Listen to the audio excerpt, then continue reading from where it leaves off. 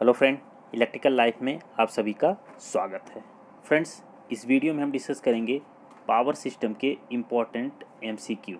तो friends, power system में आपके जो आते हैं वो पावर प्लांट आते हैं, ट्रांसमिशन एंड डिस्ट्रीब्यूशन आता है, उसके बाद एसजीपी यानी स्विच गियर एंड प्रोटेक्शन। तो तीन पोर्शन आपका जो मेजर रोल प्ले करता है आपका पावर सिस्टम में। एक है पावर प्लांट यानी जिसको आप पीपीई बोलते हो, पीपीई पावर प्लांट, ठीक है। उसके बाद दूसरा आपका है ट्रांसमिशन एंड डिस्ट्रीब्यूशन, तीसरा है आपका SGP switch gear and protection. तो इन तीनों पार्ट को हमें कवर करना है यूपीपीसीएल जेई के एग्जाम से पहले, ठीक है। तो अगर हम बात करें तो पावर प्लांट वाला पोर्शन और ट्रांसमिशन एंड डिस्ट्रीब्यूशन वाला पोर्शन इस वीडियो में हम पूरा कवर करने की कोशिश करेंगे, ठीक है फ्रेंड। तो हम स्टार्ट करते हैं क्वेश्चन को। तो सबसे पहले पावर प्लांट हम लेंगे, फिर उसके बाद ट्रांसमिशन एंड डिस्ट्रीब्यूशन। वो भी टॉपिक आप समझ जाइए कि चैप्टर वाइज क्वेश्चन को लेंगे हम। जैसे सर्किट ब्रेकर अलग, जैसे मैं एक मतलब एग्जांपल आपको दूं कि जैसे प्रोटेक्शन में हम पढ़ते हैं तो आपका सर्किट ब्रेकर अलग है, रिले अलग है, तो इसे चैप्टर वाइज हम क्वेश्चन को सॉल्व करेंगे।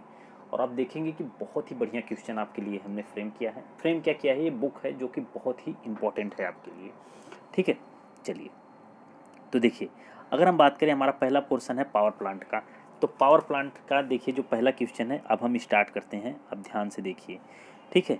चलिए, name of the generating station where electric energy is generated through steam, यानी उस उत्पादक स्टेशन का नाम बताएं जहां भाप द्वारा विद्युत ऊर्जा का उत्पादन किया जाता है। Thermal power plant, diesel power plant, hydro power या न्यूक्लियर पावर स्टेशन। तो कौन सा है आपको यही बताना है, ठीक है। किसके द्वारा? स्टीम द्वारा। स्टीम द्वारा हम इलेक्ट्रिकल का मतलब जनरेशन यानी पावर का जनरेशन किसके द्वारा करते हैं, यानी इलेक्ट्रिकल एनर्जी स्टीम के थ्रू करते हैं। तो आपका जो करेक्ट आंसर होगा ऑप्शन नंबर ए, यानी कि थर्मल पावर प्लांट। देखिए, थर्मल शक्ति स्टेशन में भाप द्वारा विद्युत ऊर्जा का उत्पादन किया जाता है। थर्मल शक्ति संयंत्र की दक्षता या क्षमता 25 से 35%। बहुत इंपॉर्टेंट है कि आपसे पूछा जाता है कभी कभी कि आपका जो थर्मल पावर प्लांट होता है उसकी कैपेसिटी कितनी होती है। तो याद रखिएगा 25 से 35% होती है। यह प्लांट कोयले से संचालित होता है। भारत में बिजली उत्पादन में थर्मल पावर प्लांट का सर्वाधिक योगदान है। तो क्वेश्चन कभी कभी आता भी है कि जो आपका इंडिया है, इंडिया में सबसे ज़्यादा इलेक्ट्रिकल एनर्जी का जनरेशन किस प्लांट द्वारा किया जाता है। तो आपके माइंड में तुरंत क्लिक करना चाहिए, क्या होगा? Thermal power plant. कौन सा प्लांट? थर्मल पावर प्लांट होगा, ओके। तो बहुत ही बढ़िया है, आप इसको याद रखिएगा, ओके। चलिए, सेकंड क्वेश्चन हम देखते हैं। सेकंड क्वेश्चन आपका है कि विच type of fan used between dust collector and chimney in thermal power plant. अब देखिए क्वेश्चन क्या है कि जो किस टाइप का फ़ैन यानी कौन सी तरह का फ़ैन हम यूज करते हैं बिटवीन किसके बीच में? डस्ट कलेक्टर एंड चिमनी के बीच में। डस्ट कलेक्टर जो होता है और चिमनी जो होती है उनके बीच में हम कौन सा फ़ैन इस्तेमाल करते हैं? Forced, induced drop, ceiling fan, table fan. तो इसमें देखिए दो तो ऐसे ही ख़त्म है, इनका तो कोई मतलब ही नहीं है। आपको समझना इसमें से हम कौन सा यूज करते हैं, क्योंकि अगर आपको थोड़ा भी पढ़े होंगे तो आपके माइंड में क्लिक करेगा तुरंत। लेकिन फोर्स्ड भी हम यूज करते हैं, इंड्यूस्ड भी करते हैं, दोनों मतलब कि जो हम यूज करते हैं ये करते हैं। लेकिन कौन सा यूज करते हैं इसके बीच में, यानी डस्ट कलेक्टर और चिमनी के बीच में। तो जो करेक्ट आंसर होगा ऑप्शन नंबर बी होगा, यानी थर्मल ऊर्जा संयंत्र में धूल संग्राहक यानी डस्ट कलेक्टर और चिमनी के बीच में प्रेरित प्रारूप प्रकार के पंखे का उपयोग किया जाता है, यानी इंड्यूस्ड ड्राफ्ट टाइप फैन का इस्तेमाल किया जाता है, ठीक है। अब देखिए इसका काम क्या होता है, जो ये आपका इंड्यूस्ड ड्राफ्ट फैन होता है इसका काम क्या होता है? इसका काम है कि प्रेरित ड्राफ्ट फैन बॉयलर से निकलने वाले फ्लू गैसों को अपनी ओर खींचता है और चिमनी की सहायता से वातावरण में फ्लू गैसों को प्रेषित कर देता है। क्या करता है कि ड्राफ्ट फैन जो है ये बॉयलर से निकलने वाली फ्लू गैसें, यानी फ्लू गैसों का मतलब कि जो ख़राब गैसें हैं वो निकलती हैं, उनको अपनी ओर क्या करता है? खींचता है, यानी कि अट्रैक्ट करता है और चिमनी की सहायता से वातावरण में उनको भेज देता है, ठीक है। चलिए, अगला क्वेश्चन है। अगला क्वेश्चन है binary vapour cycle are use to, यानी बाइनरी वाइपर साइकिल चक्रों का उपयोग किसके लिए किया जाता है? बहुत ही बढ़िया क्वेश्चन है, ध्यान से देखिएगा, बताइए क्या होगा आंसर इसका। Increase efficiency of turbine, increase efficiency of the plant, increase the performance of the condenser, balance the efficiency of turbine. यानी बाइनरी वाइपर साइकिल जो इस्तेमाल होता है किसके लिए किया जाता है? क्या ये इफ़िशियंसी टरबाइन की इफ़िशियंसी को बढ़ाने के लिए, या फिर जो प्लांट है उसकी दक्षता बढ़ाने के लिए, या फिर जो कंडेंसर है उसकी परफॉर्मेंस बढ़ाने के लिए, या फिर टरबाइन की मतलब कि इफ़िशियंसी को बैलेंस करने के लिए इस्तेमाल करते हैं? तो बताइए, बहुत ही बढ़िया क्वेश्चन है, बताइए क्या होगा। तो अगर हम बात करें इस क्वेश्चन का जो करेक्ट आंसर है, देखिए बाइनरी वेपर साइकिल का उपयोग संयंत्र अर्थात प्लांट की दक्षता को बढ़ाने के लिए किया जाता है। याद रखिएगा कि बाइनरी वेपर साइकिल का उपयोग हम किस लिए करते हैं? हम करते हैं प्लांट की दक्षता को बढ़ाने के लिए। अब देखिए, बाइनरी वेपर साइकिल में प्लांट की दक्षता को बढ़ाने के लिए वाष्प के रूप में मरकरी का उपयोग किया जाता है। बहुत इंपॉर्टेंट लाइन है, ध्यान से देखिएगा आप, एक चीज़ मिस मत कीजिएगा, बहुत ही एक्सप्लेनेशन बहुत ही गुड वे में है, ठीक है। तो देखिए, बाइनरी वेपर साइकिल में प्लांट की दक्षता को बढ़ाने के लिए वाष्प के रूप में मरकरी का उपयोग किया जाता है, क्योंकि मरकरी का वेपराइजेशन अर्थात वाष्पीकरण कम होता है, जबकि इसका क्रिटिकल तापमान और सैचुरेशन तापमान अधिक होता है, ठीक है। क्या बोला है इसमें कि बाइनरी वेपर साइकिल में प्लांट की दक्षता को बढ़ाने के लिए वाष्प के रूप में मरकरी का इस्तेमाल, वाष्प के रूप में आप क्या यूज करते हो? मरकरी का इस्तेमाल करेंगे, क्योंकि मरकरी का वेपराइजेशन अर्थात वाष्पीकरण कम होता है, जबकि इसकी क्रिटिकल तापमान और सैचुरेशन तापमान अधिक होता है। क्लियर है? चलिए अगला क्वेश्चन है। अगला, which of the following conditions is unlikely to occur in a voltage surge. अब देखिए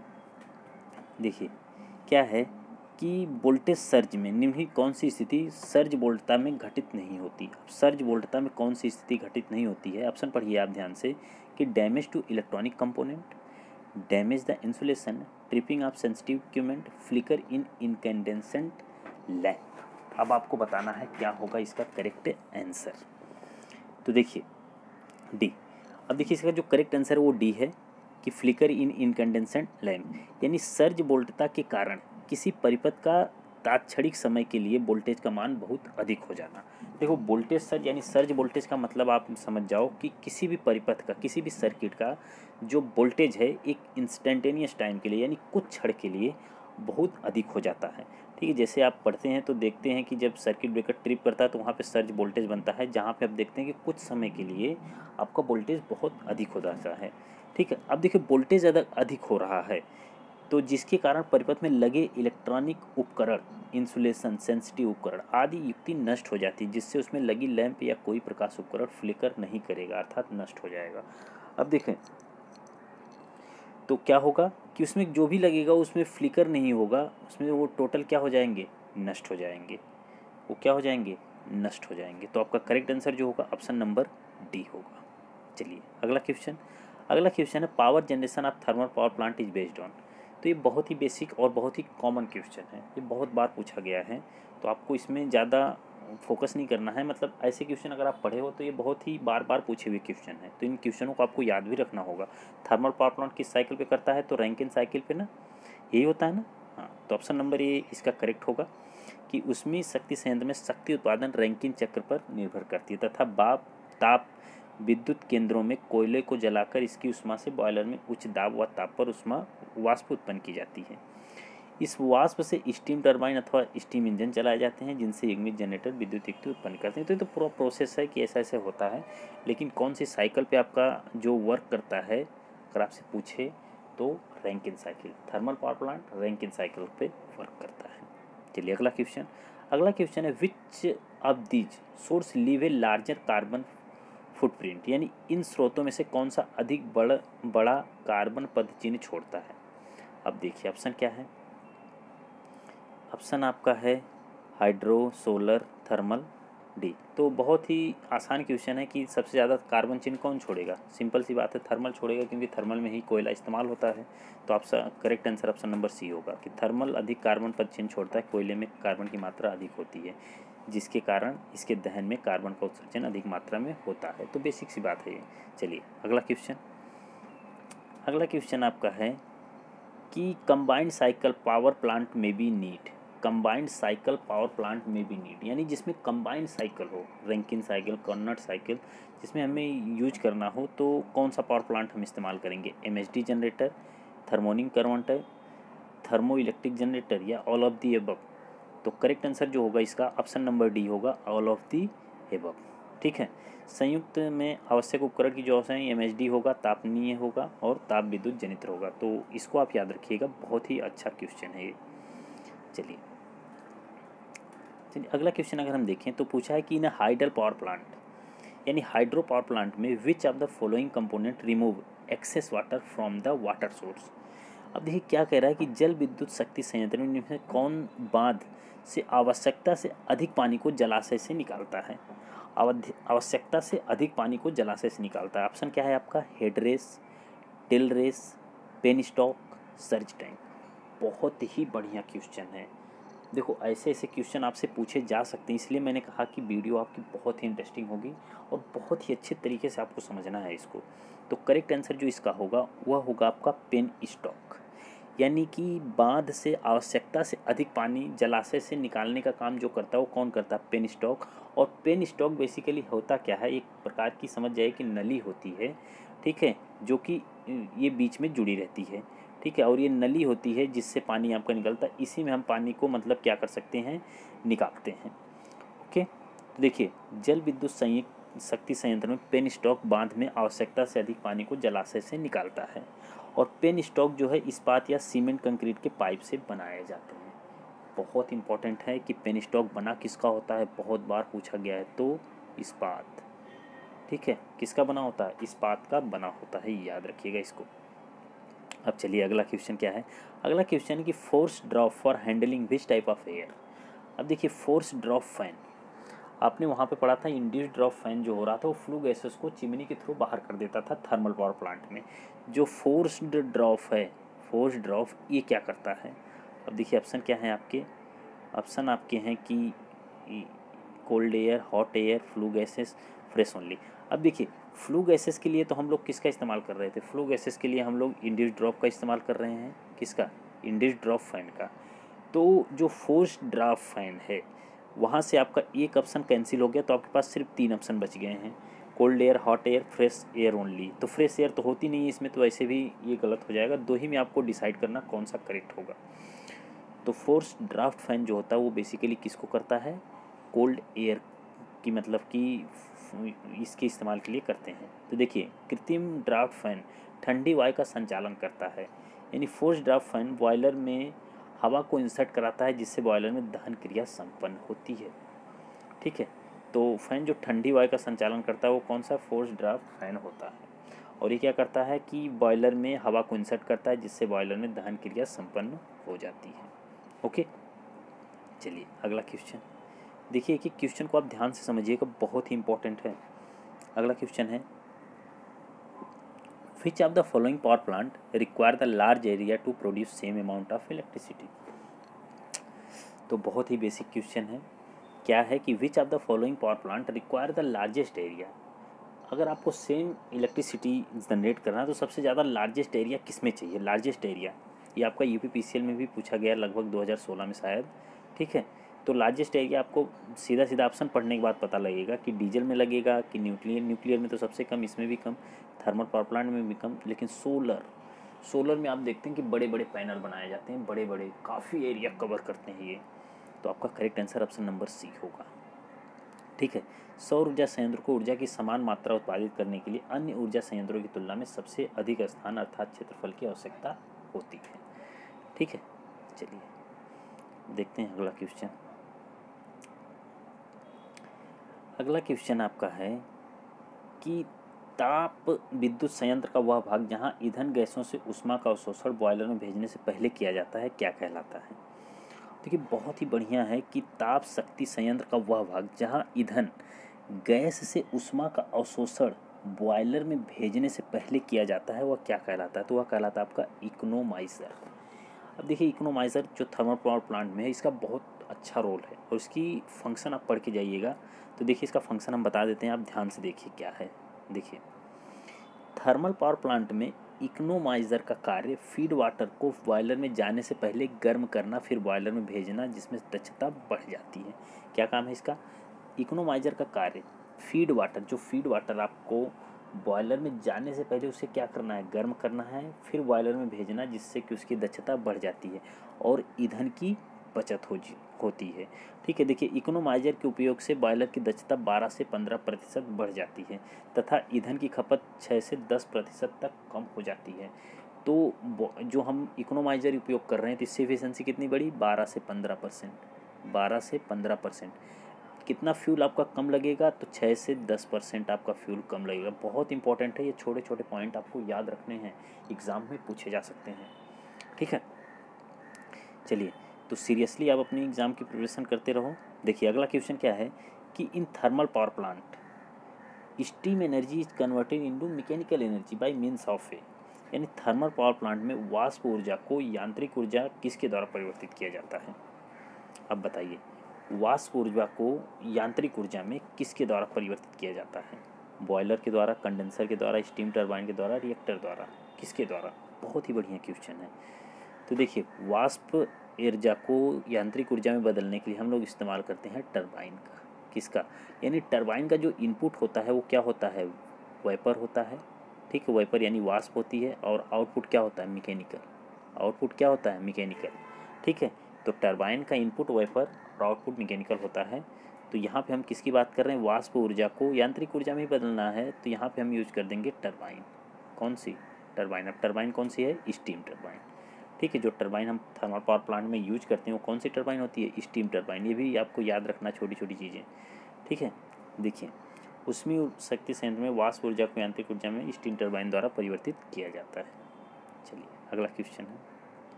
अगला क्वेश्चन है कि the biggest unit size of steam plant in India.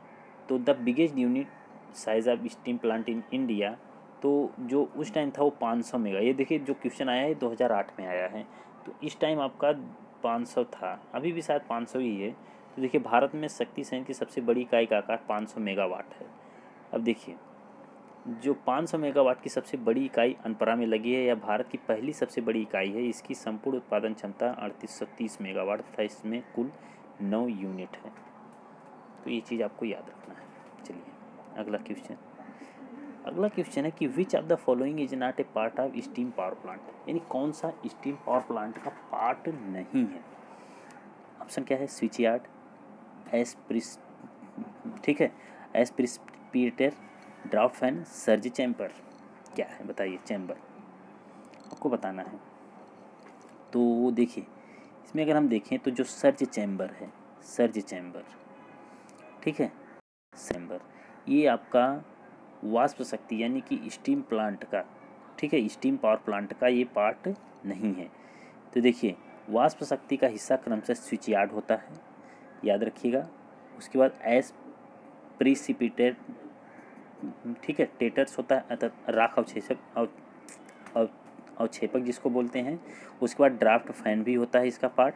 ठीक है, सर्ज चैम्बर जो है वो जल शक्ति संयंत्र का हिस्सा होता है। बहुत इंपॉर्टेंट है, याद रखिएगा, क्वेश्चन पूछा जा सकता है। कभी कभी यही ऑप्शन रहे पूछे कि आपसे पूछ दे कि बताइए कि आपका जो हाइड्रो पावर प्लांट है कौन उसका हिस्सा होता है, विच मतलब कि कौन सा उसका पार्ट है, तो ऑप्शन में फिर ई सही हो जाएगा। ठीक है, तो याद रखिएगा जो सर्ज चैम्बर है वो किसका पार्ट है, वो आपका पार्ट है किसका, जल शक्ति संयंत्र यानी कि हाइड्रो पावर प्लांट का। अब देखिए इसका उपयोग क्यों करते हैं हम सर्ज चैम्बर, यह वाटर हैमरिंग की क्रिया को नियंत्रण करने के लिए उपयोग किया जाता है। वाटर हैमरिंग की क्रिया को क्या करता है, यह नियंत्रण करने के लिए किया जाता है, क्या, सर्ज चैम्बर। ठीक है, चलिए अगला क्वेश्चन क्या है कि the optimal scheduling problem in case of a thermal power plant can be completely solved at any desired instant. कैसे, with reference to operation at other times, without reference to operation at other times. देखिए हिंदी में अगर पढ़ें इसको तो एक thermal plant के मामले में इष्टतम नित्योजन शेड्यूलिंग जो हम करते हैं, समस्या को पूर्णतः किसी भी क्षण सुलझाया जा सकता है।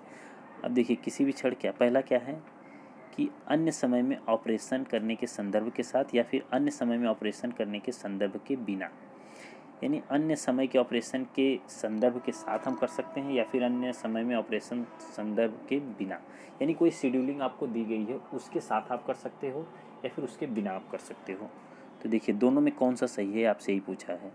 तो केस बी क्या है कि एक थर्मल के मामले में जो शेड्यूलिंग समस्या को पूर्णतः किसी भी क्षण अन्य समय में ऑपरेशन करने के संदर्भ के साथ प्लांट के आकार पर निर्भर करता है, जो कि सुलझाया जा सकता है। ठीक है, तो यानी केस बी आप देखेंगे तो केस बी क्या है कि अन्य समय में ऑपरेशन करने के संदर्भ के बिना, अन्य कोई शेड्यूलिंग की गई है उसके बिना आप मतलब कर सकते हो, जरूरी नहीं कि उसके साथ ही कर सकते हो। ठीक है, तो ये आपका करेक्ट आंसर होगा ऑप्शन नंबर बी। ठीक है, चलिए अगला क्वेश्चन है, in a vapour compression system which of the following unit is adversely affected by the presence of moisture. क्या है कि वाष्प संपीड़न प्रणाली में निम्नलिखित में से कौन सी इकाई नमी की उपस्थिति से प्रतिकूल रूप से प्रभावित होती है? Evaporator, expansion valve, compressor, condenser. बताइए, क्वेश्चन को ध्यान से आप पढ़ लिए। अब देखिए इसका जो करेक्ट आंसर है वो होगा बी, यानी एक्सपेंशन वाल्व। यानी वायु संपीड़न प्रणाली में प्रसारण वाल्व नमी की उपस्थिति से प्रतिकूल रूप से प्रभावित होती है, क्योंकि प्रसारण वाल्व का खुलना वेपर, वाटर तथा सूखे वायु के अनुपात पर परिवर्तन का सिग्निफिकेंस रखता है। ठीक है, चलिए अगला क्वेश्चन है, in a thermal power plant of a moderate size electrical power generated at a voltage. तो electrical power generated at a voltage, तो आपको ऐसे भी पता है कि 110 किलो वोल्ट तो हम जनरेट नहीं करते हैं, 230 भी नहीं, 440 भी नहीं, 11 की भी हम करते हैं। ठीक है, तो ये बहुत ही बढ़िया क्वेश्चन है, इसको आप याद रखिएगा कि देखिए एक मध्यम क्षमता का उष्मा शक्ति संयंत्र 11 kV विद्युत वोल्टेज उत्पन्न करता है। छोटी उद्योगों के लिए मध्यम क्षमता का उष्मा शक्ति संयंत्र को स्थापित किया जाता है, जो सामान्यतः 11 kV का विद्युत शक्ति का उत्पादन करते हैं। ठीक है, चलिए अगला क्वेश्चन अगला है कि which of the following is consider as a superior quality of coal. तो सुपीरियर क्वालिटी ऑफ कोल कौन सा होता है? पिट, कोक, बिटुमेनस कोल, लिग्नाइट, कौन सा होता है? तो अगर हम बात करें तो आपने पढ़ा होगा इसको, तो ये आपका होगा सी, जो बिटुमिनस कोल होता है। देखिए कैसे, तो बिटुमिनस कोल उच्च गुणवत्ता वाला कोयला माना जाता है। देखिए पिट कोयल में जो कार्बन की मात्रा होती है वो 50 से 60% होती है, जबकि लिग्नाइट में कितना होता है? 65 से 70%। जबकि बिटुमिनस कोयला है उसका क्या है? 70 से 80%, और सबसे अच्छी एंथ्रासाइड होती है जो इसमें कार्बन की मात्रा 85% होती है। ठीक है, 85% होती है, लेकिन आपका एंथ्रासाइड ऑप्शन में है नहीं। लेकिन सबसे अच्छा कौन सा होता है? एंथ्रासाइड, जिसमें कार्बन की मात्रा कितनी है? 85% है, लेकिन ऑप्शन में नहीं है, तो फिर वो तो है ही नहीं, तो फिर इस समय कौन सा होगा? तो बिटुमिनस कोल होगा।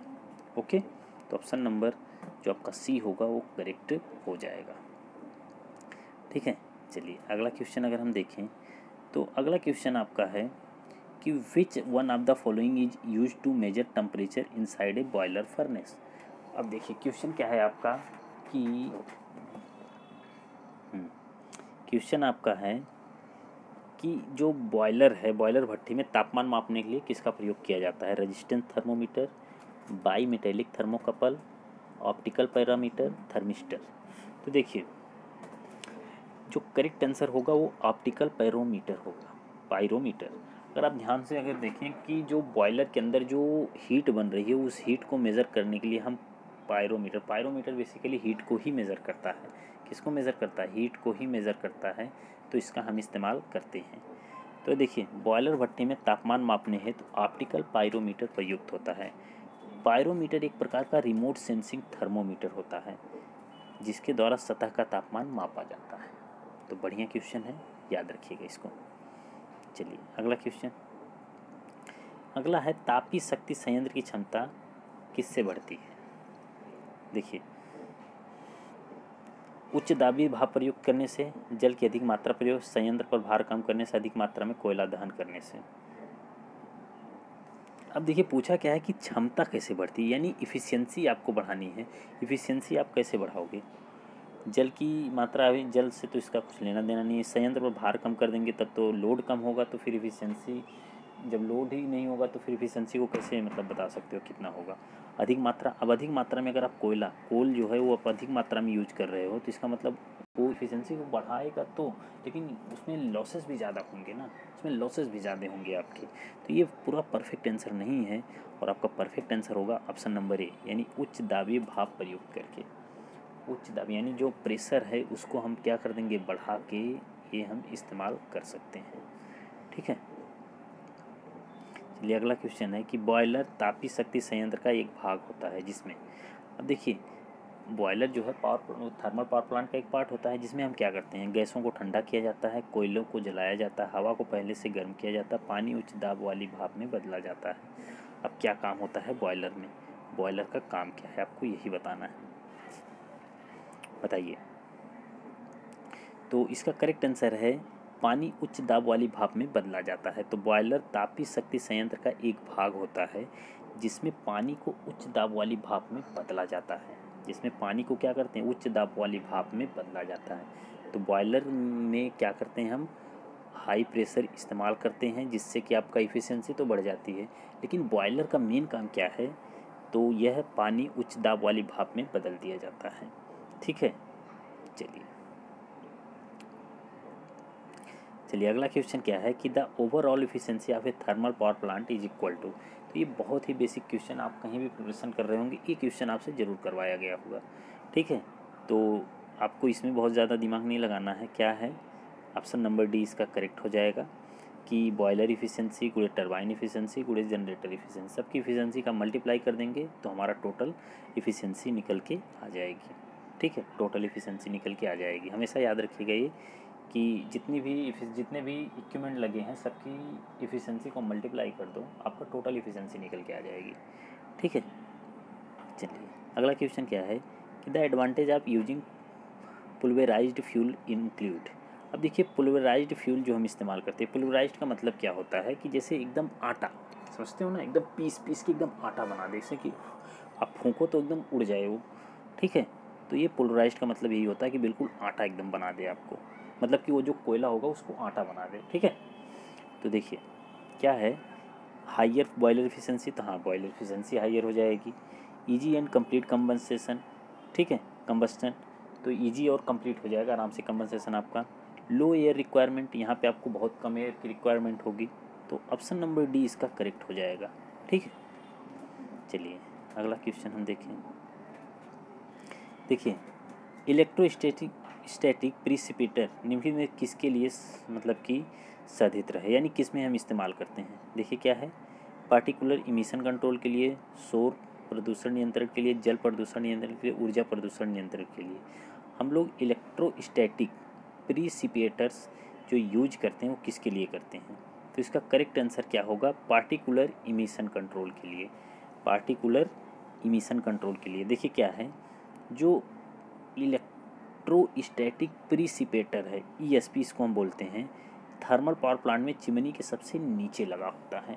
बहुत ध्यान से सुनिएगा क्या मैं बोल रहा हूँ कि जो ईएसपी यानी इलेक्ट्रोस्टैटिक प्रिसिपिएटर्स जो होता है वो थर्मल पावर प्लांट में चिमनी के बिल्कुल नीचे लगा होता है। यह धुएं यानी दग्ध गैसों के साथ आने वाले धूल कण या राख को धुएं से अलग करने के लिए प्रयोग किया जाता है।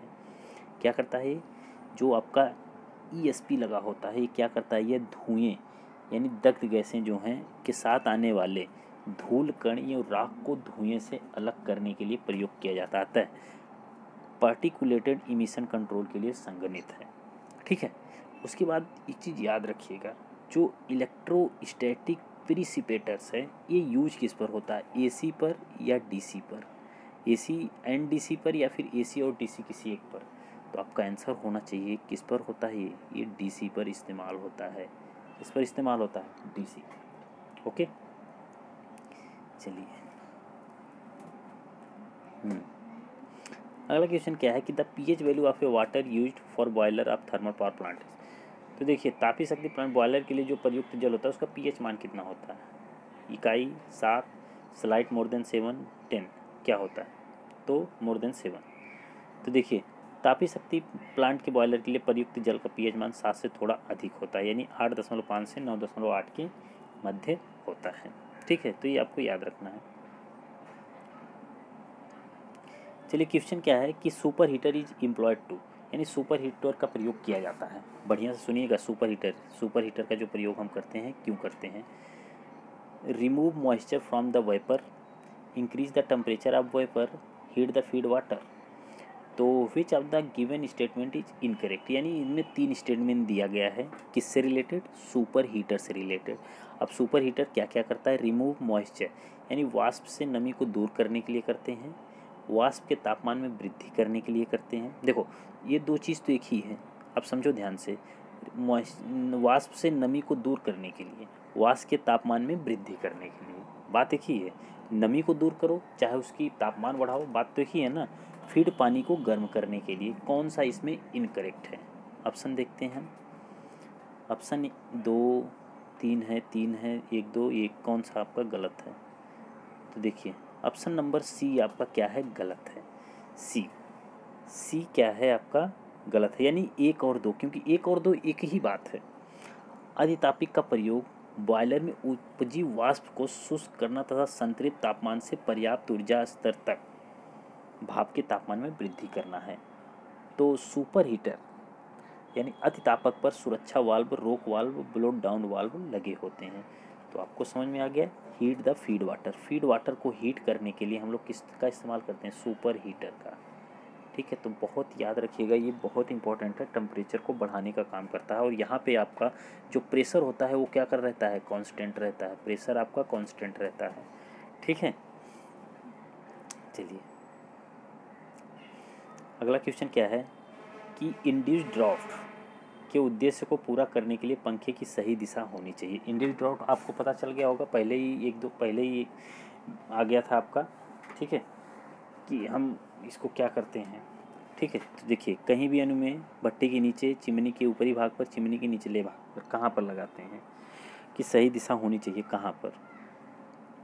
तो देखिए जो इंड्यूस्ड ड्राफ्ट है ये क्या है, दहन मतलब ईंधन दहन के लिए आवश्यक वायुमंडल से प्रेरित इंड्यूस्ड ड्राफ्ट पंखों की सहायता से वायु पूर्व तापक में प्रवेश करती। पूर्व तापक का मतलब क्या, सुपर हीटर में, सॉरी एयर प्री हीटर में। ठीक है, एयर प्री हीटर में आपका प्रवेश करती है। एयर प्री हीटर से ऊष्मा ग्रहण करके तप्त वायु भट्टी में जाती है तथा ईंधन का प्रभावी दहन करती है। इंड्यूस्ड ड्राफ्ट के उद्देश्य को पूरा करने के लिए पंखे की सही दिशा चिमनी के निचले भाग के पास होनी चाहिए। कहाँ पे होनी चाहिए, चिमनी के निचले भाग, यानी इंड्यूस्ड ड्राफ्ट आपका कहाँ पे यूज किया जाता है, चिमनी के निचले भाग पर इस्तेमाल किया जाता है।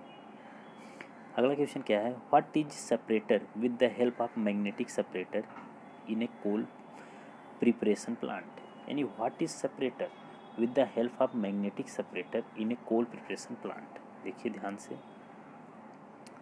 क्या है, एक कोयला तैयारी संयंत्र में चुंबकीय विभाजक की मदद से क्या अलग किया जाता है।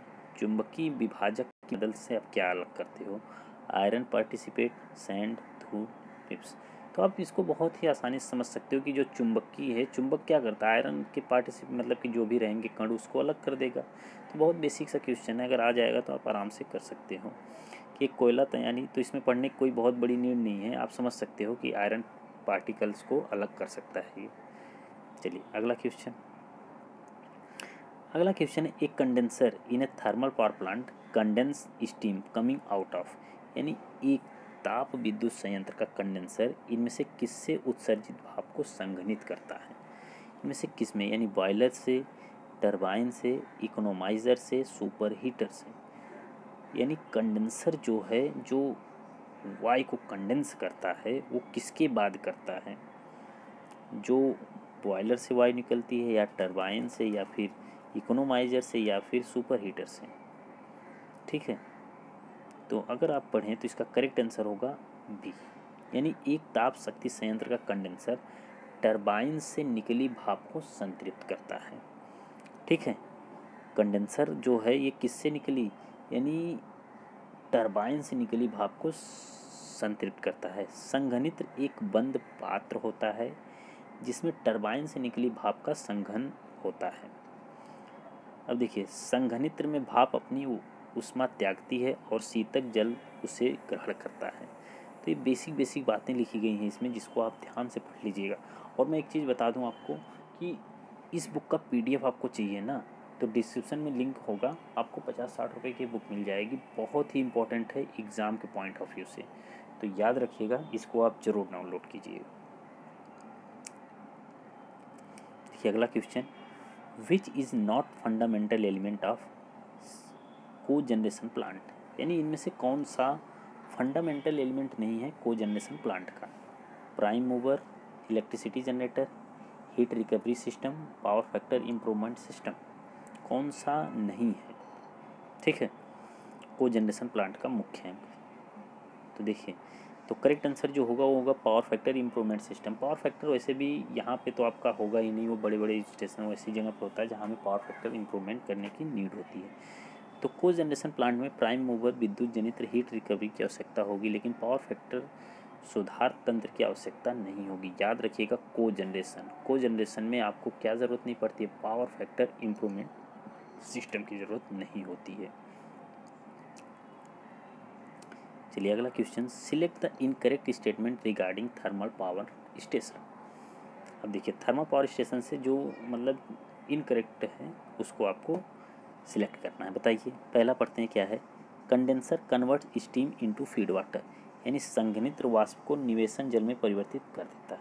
यानी जो कंडेंसर है वो क्या कन्वर्ट करता है? Steam into feed water, steam को फीड वाटर में करता है। दूसरा क्या है? Economiser is run by super heated steam and generate mechanical power.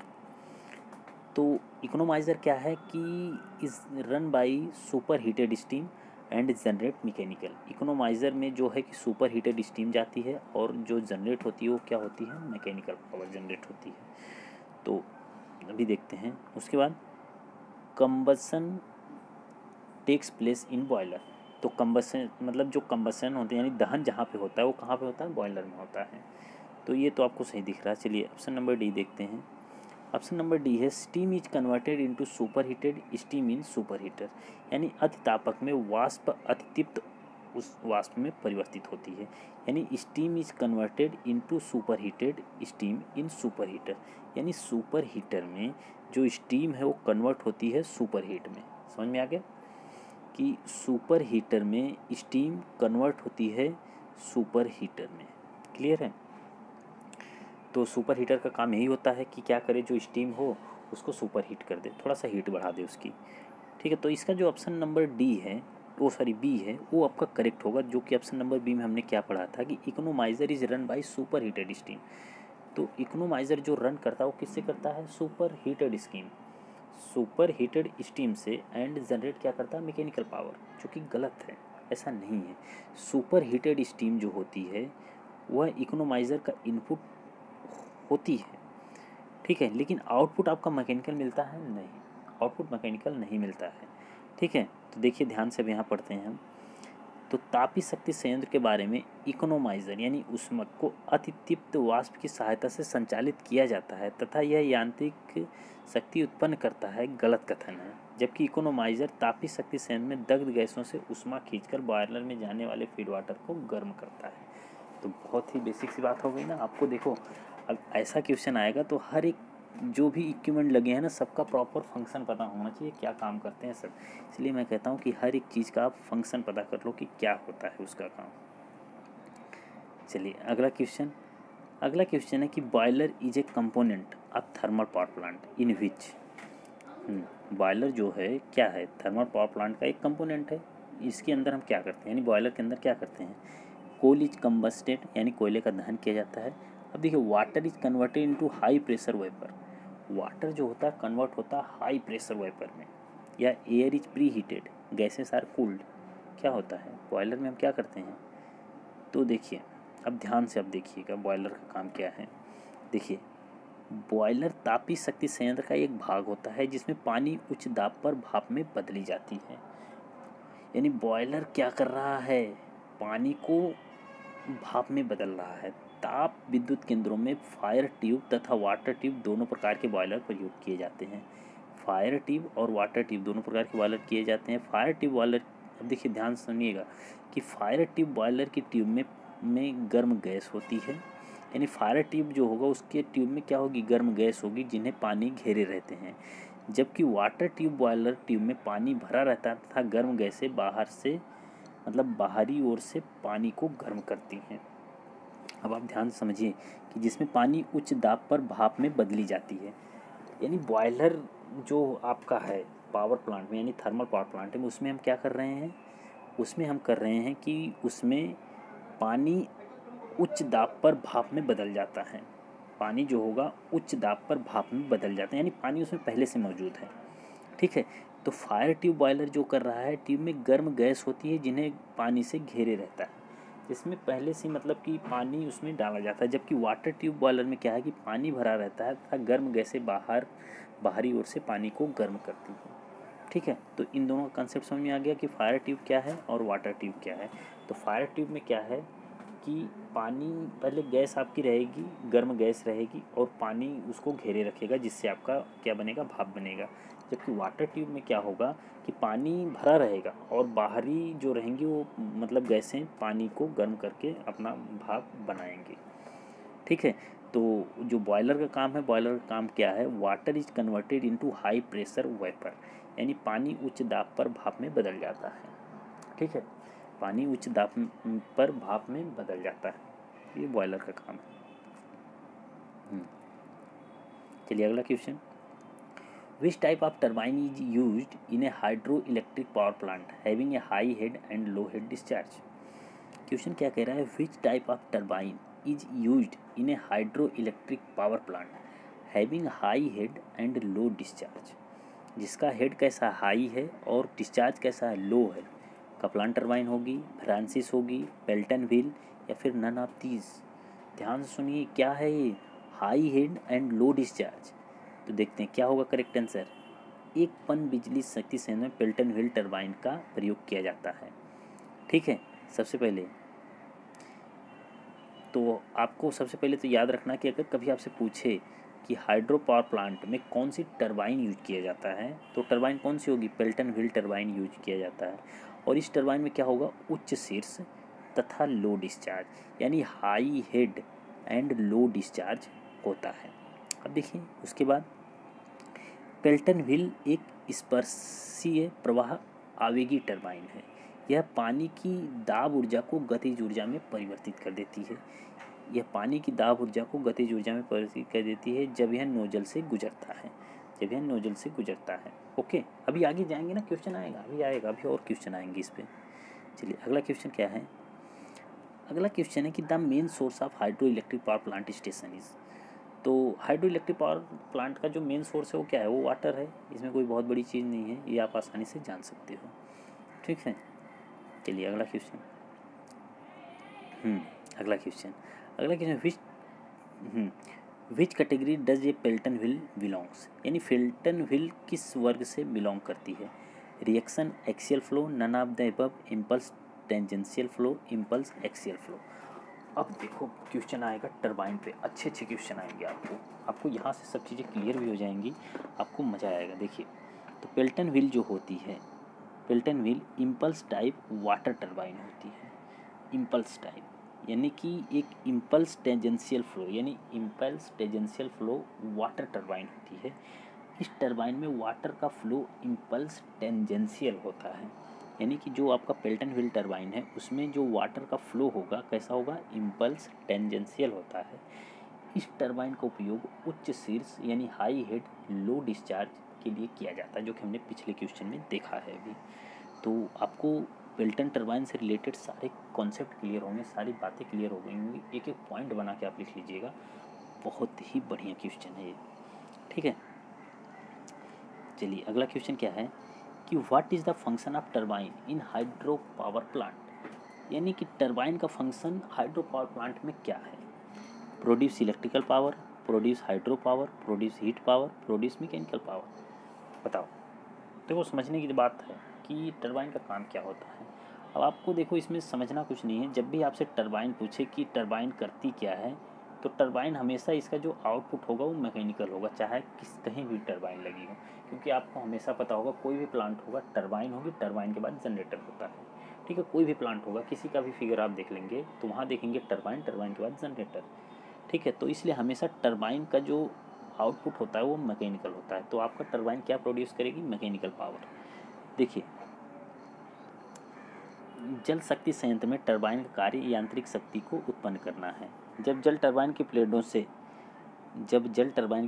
से टकराता है, यानी जो जल है वो टरबाइन की ब्लेडों से टकराता है, तो वह टरबाइन घूमने लगता है टरबाइन में शाफ्ट लगा होता है जो घूमता रहता है, जिससे हम मैकेनिकल ऊर्जा प्राप्त होती है। यानी टरबाइन का इनपुट जो है वो कैसा है, वो वाटर है, यानी वाष्प। आप कह सकते हो कि जो थर्मल पावर प्लांट था वहाँ वाष्प था, यहाँ पे हम वाटर ले रहे हैं। क्या है, हाइड्रो मतलब टरबाइन है, तो वहाँ पे इनपुट क्या होगा, वाटर होगा। हम उस तरीके से डिवाइड कर लेते हैं, तो इनपुट क्या होगा, ये वाटर होगा।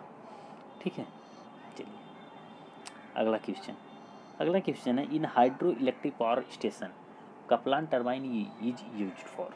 अब देखिए, हाइड्रो इलेक्ट्रिक जो मतलब पावर प्लांट है उसमें हम कपलान टरबाइन यूज करते हैं किसके लिए, medium head, all of this, high head, low head. तो जो हम कपलान टरबाइन यूज करते हैं, कपलान टरबाइन वो हमारा लो हेड के लिए इस्तेमाल करते हैं। किसके लिए, लो हेड के लिए। ध्यान से देखिएगा, किसके लिए, लो हेड के लिए। अब देखिए ध्यान से, बहुत अच्छे से पढ़िएगा इसको, कि हाइड्रो इलेक्ट्रिक पावर स्टेशन में कपलान टरबाइन लो हेड हाई फ्लो के पर कार्य करते हैं। यानी हाइड्रो पावर प्लांट में अगर आप कपलान टरबाइन यूज करते हो तो लो हेड और हाई फ्लो के लिए यूज करेंगे, लो हेड और हाई फ्लो के लिए यूज करेंगे। अब देखिए, कपलान टरबाइन यह एक्सियल फ्लो वाली रिएक्शन टाइप की टरबाइन है। कैसी टरबाइन है ये, रिएक्शन टाइप की। याद रखिएगा, कपलान टरबाइन एक रिएक्शन टाइप की टरबाइन होती है। अर्थात देखिए, इसमें जल शाफ्ट के समांतर प्रवाहित होता है। यह टरबाइन निम्न स्तर पर कार्य करती है, परंतु इसमें पानी की अपेक्षाकृत अधिक मात्रा की आवश्यकता होती है। इस टरबाइन की कुल दक्षता 90% होती है। यानी कि जो कपलान टरबाइन है इसकी मतलब इफिशियंसी कितनी है, 90% है। ठीक है, तथा यह टरबाइन 4 मीटर से 24 मीटर तक के जल शीर्ष पर कार्य करती है। कितना, 4 से लेकर 24 मीटर, यानी कि यह क्या है, करती है। तथा इसमें वेनों की संख्या 3 से 8 होती है। तो यह आपकी कैसी टरबाइन है, लो हेड टरबाइन है। कैसी है, लो हेड टरबाइन है। ओके, चलिए अगला क्वेश्चन है कि why surge tank are used in hydro electric power system. यानी सर्ज टैंक जो हम इस्तेमाल करते हैं हाइड्रो इलेक्ट्रिक पावर सिस्टम में क्यों करते हैं, क्या काम हो जाता है इसका। ऑप्शन देखिए ध्यान से, ऑप्शन इसका है none of this, for the protection of penstock, for the protection of spillway, for the protection of turbine. किसके लिए हम करते हैं बताइए, जो सर्ज टैंक है। अब देखिए, सर्ज टैंक का इस्तेमाल आप ध्यान से देखेंगे तो हम करते हैं इसका इस्तेमाल बी, यानी कि for the protection of penstock के प्रोटेक्शन के लिए। अब ध्यान से हम पढ़ते हैं, देखिए ध्यान से पढ़िएगा, एक एक चीज़ बहुत ही इंपॉर्टेंट है। देखिए, हाइड्रो पावर स्टेशन में सर्ज टैंक पेन स्टॉक की सुरक्षा के लिए लगाया जाता है। पहली चीज़ तो ये पॉइंट क्लियर है कि पेन स्टॉक को सुरक्षा देने के लिए हम लोग किसका इस्तेमाल करते हैं, सर्ज टैंक का इस्तेमाल करते हैं। उसके बाद सर्ज टैंक जो है इसकी स्थापना डैम तथा पावर हाउस के बीच उपयुक्त स्थान पर संभवतः पावर हाउस के समीप किया जाता है। यानी सर्ज टैंक जो होता है वो कहाँ पर होता है, पावर हाउस के समीप किया जाता है। इसका मुख्य कार्य यह है कि जब प्लांट पर लोड कम हो जाता है तब टरबाइन में पानी की कम आवश्यकता होती है। ध्यान समझना कि जब आप समझो कि जब प्लांट पर यानी लोड नहीं है, यानी आपका लोड कम हो गया, तो टरबाइन में आप फिर ज़्यादा पानी की ज़रूरत नहीं होगी, जिससे पेन स्टॉक में बढ़ा पानी सर्ज टैंक में एकत्रित हो जाता है। तो जिससे पेन स्टॉक में भरा पानी क्या हो जाता है, सर्ज टैंक में एकत्रित हो जाता है। और जब प्लांट पर लोड का मान अधिक हो जाता है तब सर्ज टैंक से पानी पेन स्टॉक के माध्यम से टरबाइन में जाता है।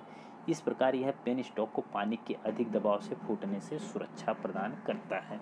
क्या करता है, सुरक्षा प्रदान करता है। तो आप देख सकते हो कि सर्ज टैंक आपका कुछ यहाँ लगा है, ये आपका पेन स्टॉक है। ठीक है, चित्र के अनुसार अगर आप देखें कि सर्ज टैंक पेन स्टॉक को सुरक्षा प्रदान करता है। जब टरबाइन के पास बने गवर्नर की सहायता से निकलने वाले पानी को कम किया जाता है तो पानी का दाब पेन स्टॉक में बढ़ जाता है। उस दाब से बचाने के लिए हम लोग सर्ज टैंक का इस्तेमाल किया जाता है। ठीक है, यानी जब लोड कम पड़ जाएगा तो इस जो ये है यहाँ पे पानी आपका ज़्यादा हो जाएगा। अब इस पानी को निकलने के लिए अब इस पानी को निकालना नहीं है, क्योंकि लोड कम हो गया ना, तो फिर पानी भी कम लगेगा। तो फिर पानी जाएगा कहाँ, पानी फिर चला जाएगा आपका ऊपर, यानी सर्ज टैंक में चला जाएगा। फिर जब लोड बढ़ जाएगा पानी फिर आ जाएगा वापसी, फिर से इसको मतलब, तो ये इसको सुरक्षा, यानी कि जब लोड कम हो गया तो इस पेन स्टॉक में पानी ज़्यादा है। अब पानी ज़्यादा है, लोड कम है, तो फिर वो क्या होगा कि ये जो पेन स्टॉक है ये टूट ना जाए, क्योंकि सीमेंट कंक्रीट या फिर हम इसको इस्पात का बनाते हैं। अब ये टूट ना जाए इसके लिए हम लोग क्या लगा दिए हैं, सर्ज टैंक, जिससे क्या होगा, ये पानी इसमें चला जाएगा तो फिर ये सर्ज टैंक थोड़ा खाली हो जाए, वो पेन स्टॉक खाली हो जाएगा, जिससे कि यह टूटने से बच जाएगा। ठीक है, चलिए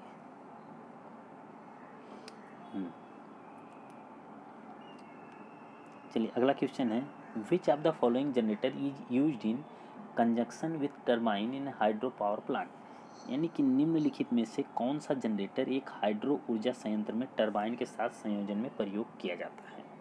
क्या है कि एक हाइड्रो ऊर्जा संयंत्र में टरबाइन के साथ संयोजन में प्रयोग किया जाता है। Wound rotor induction generator, salient port synchronous generator, squirrel cage induction generator, cylindrical cage generator. बताइए।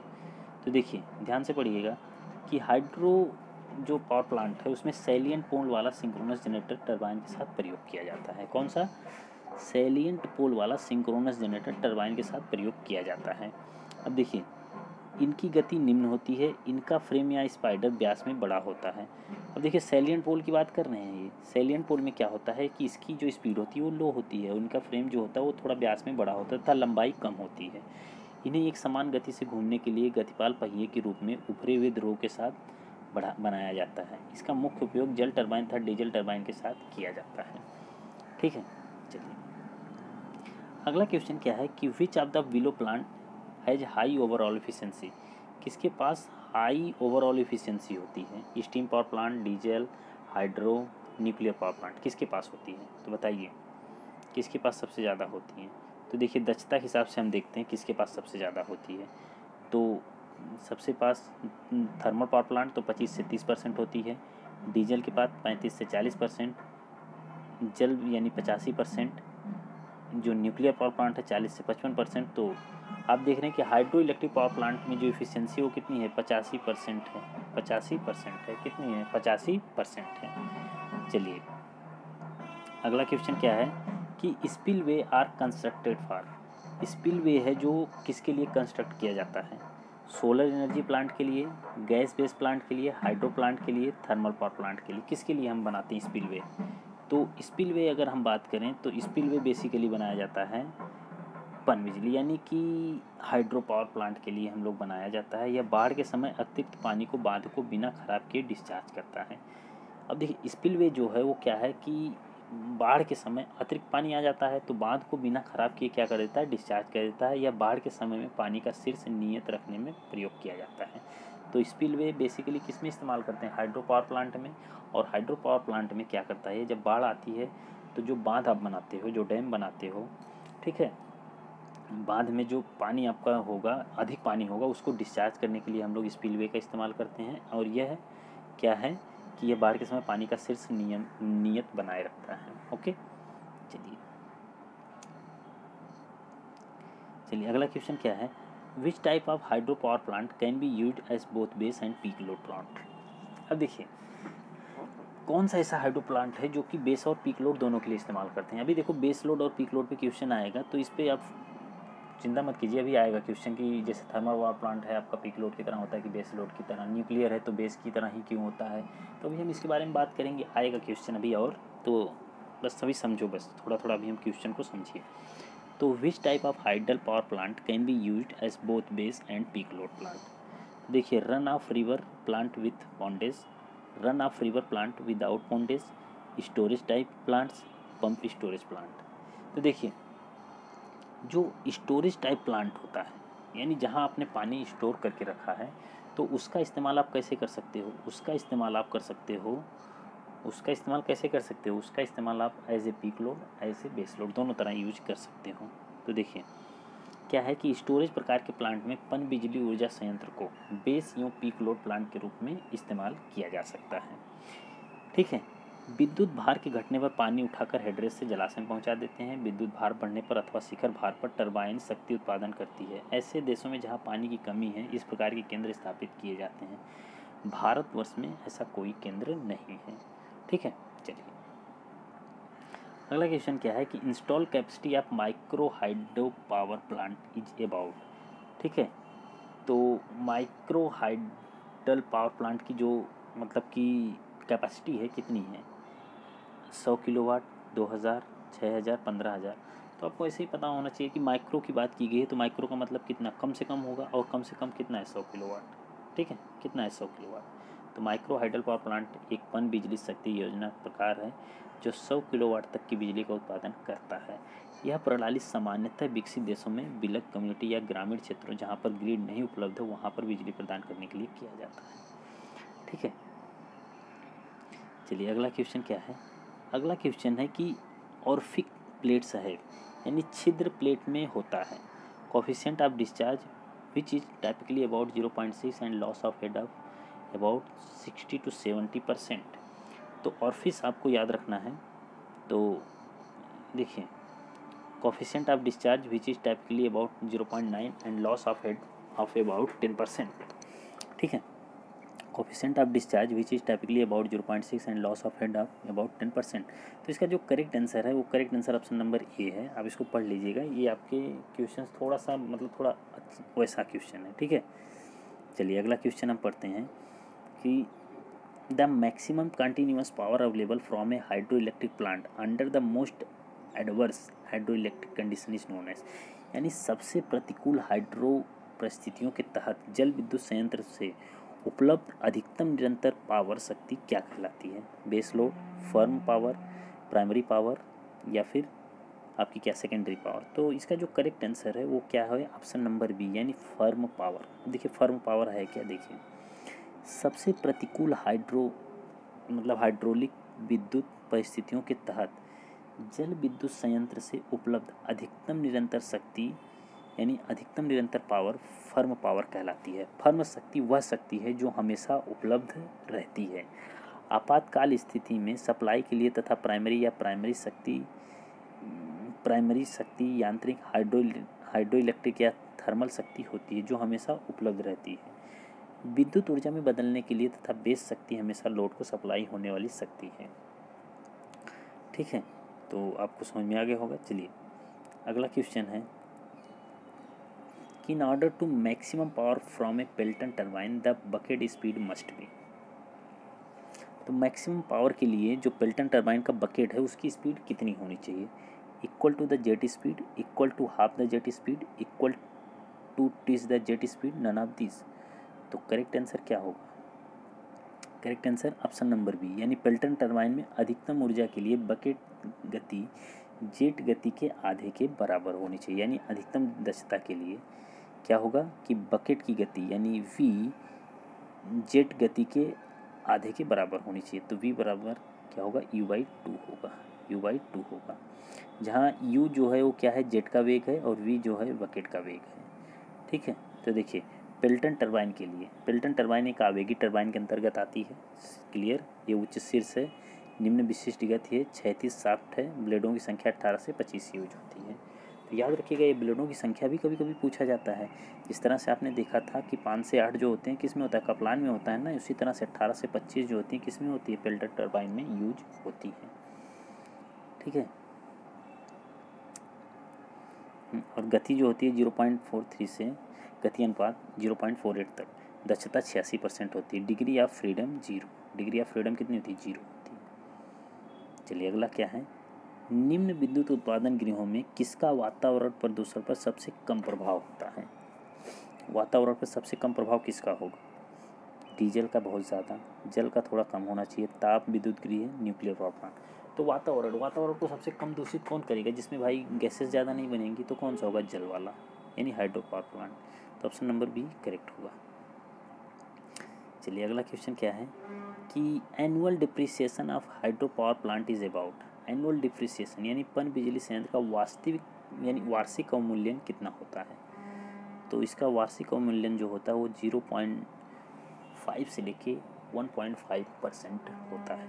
देखिए पन बिजली संयंत्र का वार्षिक अवमूल्यन 0.5 से 1.5% तक होता है।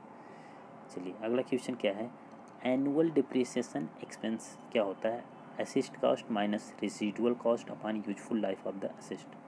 ठीक है, तो ये फॉर्मूला होता है आपको एनुअल कॉस्ट निकालने के लिए कि कितना आपने एक साल में कितना खर्च होता है आपका। ठीक है, तो ये फॉर्मूला आप याद रखिएगा, बहुत इंपॉर्टेंट है, पूछा जा सकता है। फिलहाल ऐसे क्वेश्चन आए नहीं हैं यहाँ से, लेकिन पूछे जा सकते हैं।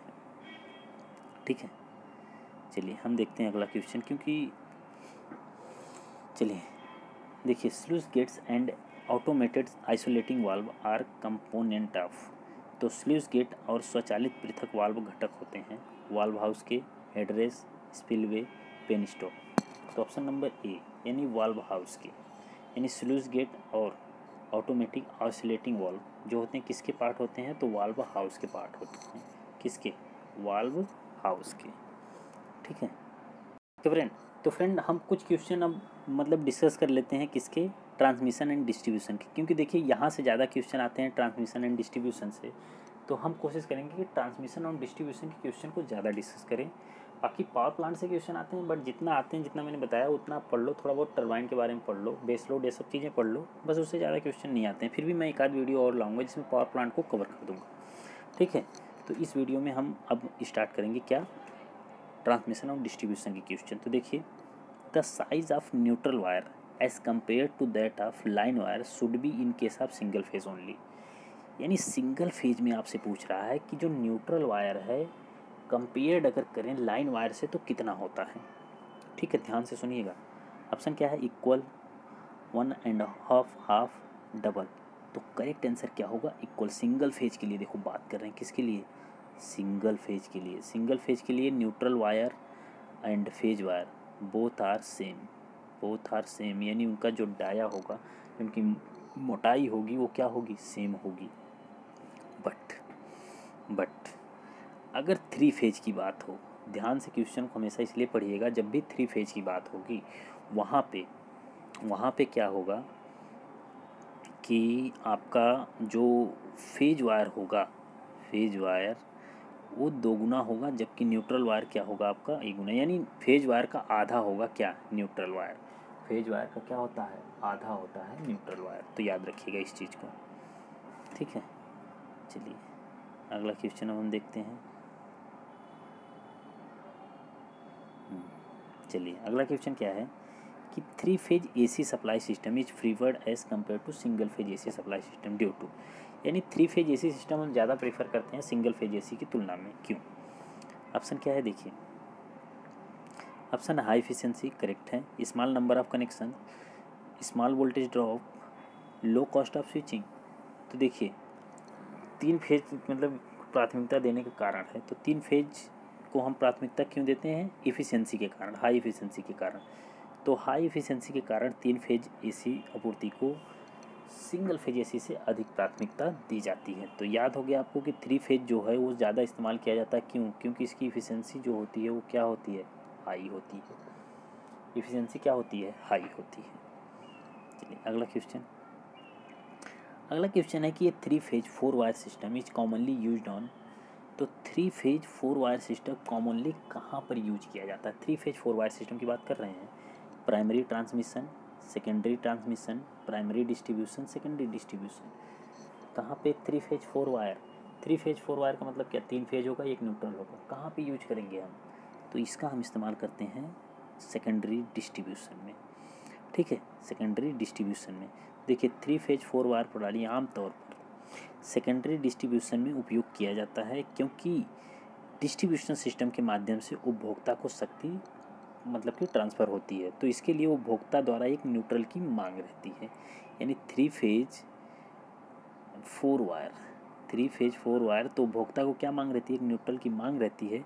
इस प्रणाली का प्रयोग असंतुलित लोड की स्थिति में ज़्यादा किया जाता है। बहुत इंपॉर्टेंट लाइन है कि जो सेकेंडरी डिस्ट्रीब्यूशन है ये बैलेंस होता है कि अनबैलेंस होता है? तो मोस्टली क्या होता है, अनबैलेंस। मोस्टली क्या होता है, अनबैलेंस होता है। मोस्टली अनबैलेंस होता है, ना कि बैलेंस होता है। ठीक है, चलिए अगला क्वेश्चन। तो the voltage level of a single phase supply to residential consumer. तो जो आपके घरेलू उपभोक्ता हैं उनके लिए आपका जो सिंगल फेज सप्लाई वोल्टेज है कितना होता है? तो 230 वोल्ट होता है। याद रखिएगा, ये बहुत बेसिक क्वेश्चन है, बहुत बार आया हुआ क्वेश्चन है। अच्छा एक चीज़ और, ये जो 230 वोल्ट होता है ये कौन सी वैल्यू होती है, मैक्सिमम वैल्यू क्या RMS वैल्यू? तो याद रखिएगा ये कौन सी वैल्यू होती है, RMS वैल्यू, यानी रूट मीन स्क्वायर वैल्यू होती है। ये कभी कभी पूछा जाता है इसलिए बता रहा हूँ मैं। ठीक है, चलिए देखिए अगला question. The highest voltage transmission line starting from generating point is called. यानी देखिए क्या है, उत्पादन बिंदु से प्रारंभ होने वाली उच्च वोल्टेज संचरण लाइन क्या कहलाती है? Secondary transmission, secondary distribution, primary transmission, primary distribution. तो बहुत ही बढ़िया क्वेश्चन है, आपको बताना है इसके बारे में, ठीक है। तो बताइए क्या होगा।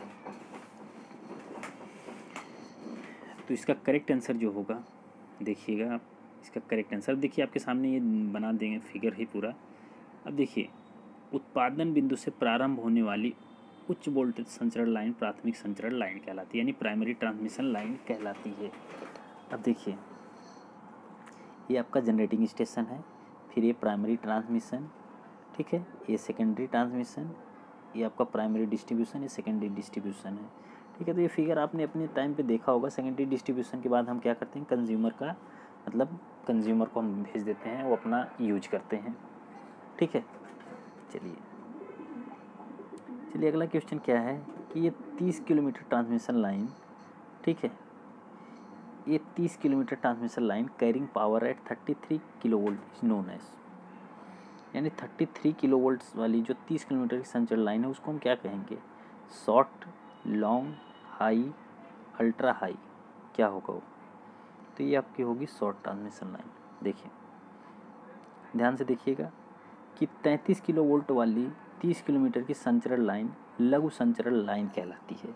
सामान्यतः लघु संचरण लाइन की लंबाई 80 किलोमीटर तक होती है। कितना होती है, 80 किलोमीटर की अगर लाइन है तो कितना है, वो आपकी शॉर्ट ट्रांसमिशन लाइन होगी। और परिकलन करते समय मान लो इसका हम मान लो कुछ और भी देख रहे हैं, तो हम करते समय इसमें केवल 2 पैरामीटर को हम कैलकुलेट करते हैं। कौन सी, आर होगा और एल, यानी रेजिस्टेंस और इंडक्टर को ही हम इसमें कैलकुलेट करते हैं। कैपेसिटेंस को इसमें नेगलेक्ट कर दिया जाता है। और ठीक है, निम्न वोल्टेज तथा निम्न लंबाई के कारण इनमें धारिता का प्रभाव क्या होता है, नगण्य हो जाता है। इसमें हम क्या करते हैं, कैपेसिटेंस की इफेक्ट को नेग्लिजिबल मान लेते हैं, ठीक। उसके बाद अगर 30 किलोमीटर से लेके 150 किलोमीटर की लाइन है तो कौन सी होगी, वो होगी मीडियम ट्रांसमिशन लाइन। कौन सी, मीडियम ट्रांसमिशन लाइन। अब 150 यानी 150 से ऊपर जो होगी वो क्या होगी, लॉन्ग ट्रांसमिशन लाइन होगी। अब लॉन्ग ट्रांसमिशन लाइन जो होती है इसी में आपका फेरेंटी इफेक्ट होता है। अभी हम पढ़ेंगे इसको, आगे चलेंगे तो फेरेंटी इफेक्ट आएगा, जिसमें क्या होता है कि सेंडिंग एंड का वोल्टेज रिसीविंग एंड से कम हो जाता है। तो वहाँ पे कौन सा इफेक्ट होता है, फेरेंटी इफेक्ट होता है। वो जब आएगा तो हम पढ़ेंगे, ठीक है। चलिए ये बहुत बेसिक क्वेश्चन है, बहुत बार पूछा हुआ क्वेश्चन है, तो इसको तो आप बहुत आसानी से कर लेंगे कि इन high voltage transmission line the top most conductor is. तो 3 ट्रांसमिशन लाइन है, आपने ये टावर देखा होगा कुछ इस तरीके से, ठीक है, ये टावर, फिर इस टावर के ऊपर से एक तार ऐसे गया होगा। तो एक टॉप मोस्ट कंडक्टर जो होता है ये क्या होता है, टॉप मोस्ट कंडक्टर, तो इसको हम क्या बोलते हैं, तो इसको हम बोलते हैं कौन सा, अर्थ कंडक्टर, ठीक है। याद रखिएगा वो कौन सा कंडक्टर होता है, अर्थ कंडक्टर होता है। तो उच्च वोल्टेज संचरण लाइन में सर्वोच्च यानी टॉप मोस्ट कंडक्टर अर्थ कंडक्टर होता है। इसे भूचालक का कार्य लाइटनिंग से सुरक्षा प्रदान करना है। ये क्या करता है, लाइटनिंग से प्रोटेक्शन देता है। लाइटनिंग से आपको क्या देता है, प्रोटेक्शन, ठीक है। चलिए अगला, if we used bundle conductor in EHV transmission line it will, यानी क्या है कि यदि हम संचरण लाइन में गठरी चले यानी बंडल कंडक्टर का इस्तेमाल करते हैं तब यह होगा क्या, increase effective radius and decrease the inductance, प्रभावी त्रिज्या को बढ़ाएगा और प्रेरकत्व को घटाएगा। देखिए दूसरा क्या है, दूसरा ऑप्शन क्या है, हाँ दूसरा ऑप्शन है increase capacitance, decrease inductance, increase effective radius. तो देखिए इसका जो करेक्ट आंसर है ऑप्शन नंबर ए है। क्या है वो, extra high voltage bundle conductor का प्रयोग करने से, जो बंडल कंडक्टर यानी extra high voltage bundle conductor अगर आप इस्तेमाल कर रहे हो तो कंडक्टर का डायामीटर यानी जो डायामीटर है वो क्या होता है, वो बढ़ जाता है, जिससे रेडियस बढ़ जाता है, जिससे क्या होता है, रेडियस बढ़ जाता है, और रेडियस बढ़ने से इंडक्टेंस यानी यल जो होगा वो क्या हो जाएगा, घट जाएगा। अभी हम आगे इसका फॉर्मूला भी देखेंगे और वो ड्राइव हुआ मिलेगा आपको, तो इसके बारे में भी एकदम फिक्र मत कीजिए। बस इतना आप जानते रहिए कि जो कंडक्टर का डाया है जितना ज़्यादा होगा, ठीक है, जितना ज़्यादा होगा इंडक्टेंस उतना ही कम होगा, इंडक्टेंस उतना ही कम होगा, ठीक है। यानी इंडक्टेंस जो होता है प्रोपोर्शनल होता है 1/, यानी रेडियस का क्या होता है, एंटी प्रोपोर्शनल होता है। तो रेडियस अगर आपका बढ़ेगा तो जो डाया है यानी जो इंडक्टेंस है वो घट जाएगा, ठीक है। चलिए अगला क्वेश्चन है, the volume of copper required for in AC transmission line is.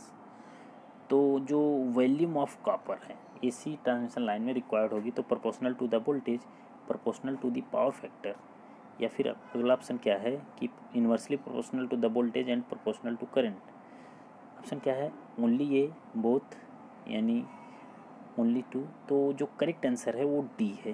वो क्या है, डी है। डी क्या है, ओनली थर्ड, यानी inversely proportional to voltage and proportional to current. तो देखिए हम देखते हैं, ध्यान से देखिए, एक AC संचरण लाइन के लिए आवश्यक तांबे की मात्रा का आयतन A धारा I के समानुपाती तथा वोल्टेज V के व्युत्क्रमानुपाती होता है। ठीक है, तो ये जो A है, अगर हम बात करें A है, ठीक है, ये जो है ये I स्क्वायर के प्रोपोर्शनल, जबकि अपान क्या होता है V स्क्वायर। ठीक है, वोल्टेज के क्या होगा, एंटी प्रोपोर्शनल होगा, जबकि करंट के प्रोपोर्शनल होगा।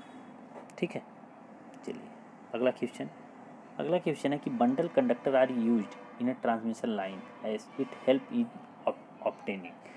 अब देखिए जो बंडल कंडक्टर यूज कर रहे हैं हम, अभी हमने पढ़ा था कि बंडल कंडक्टर यूज करने से क्या होता है, रेडियस बढ़ जाता है और इंडक्टेंस हमारा घट जाता है, यही पढ़ा था हमने।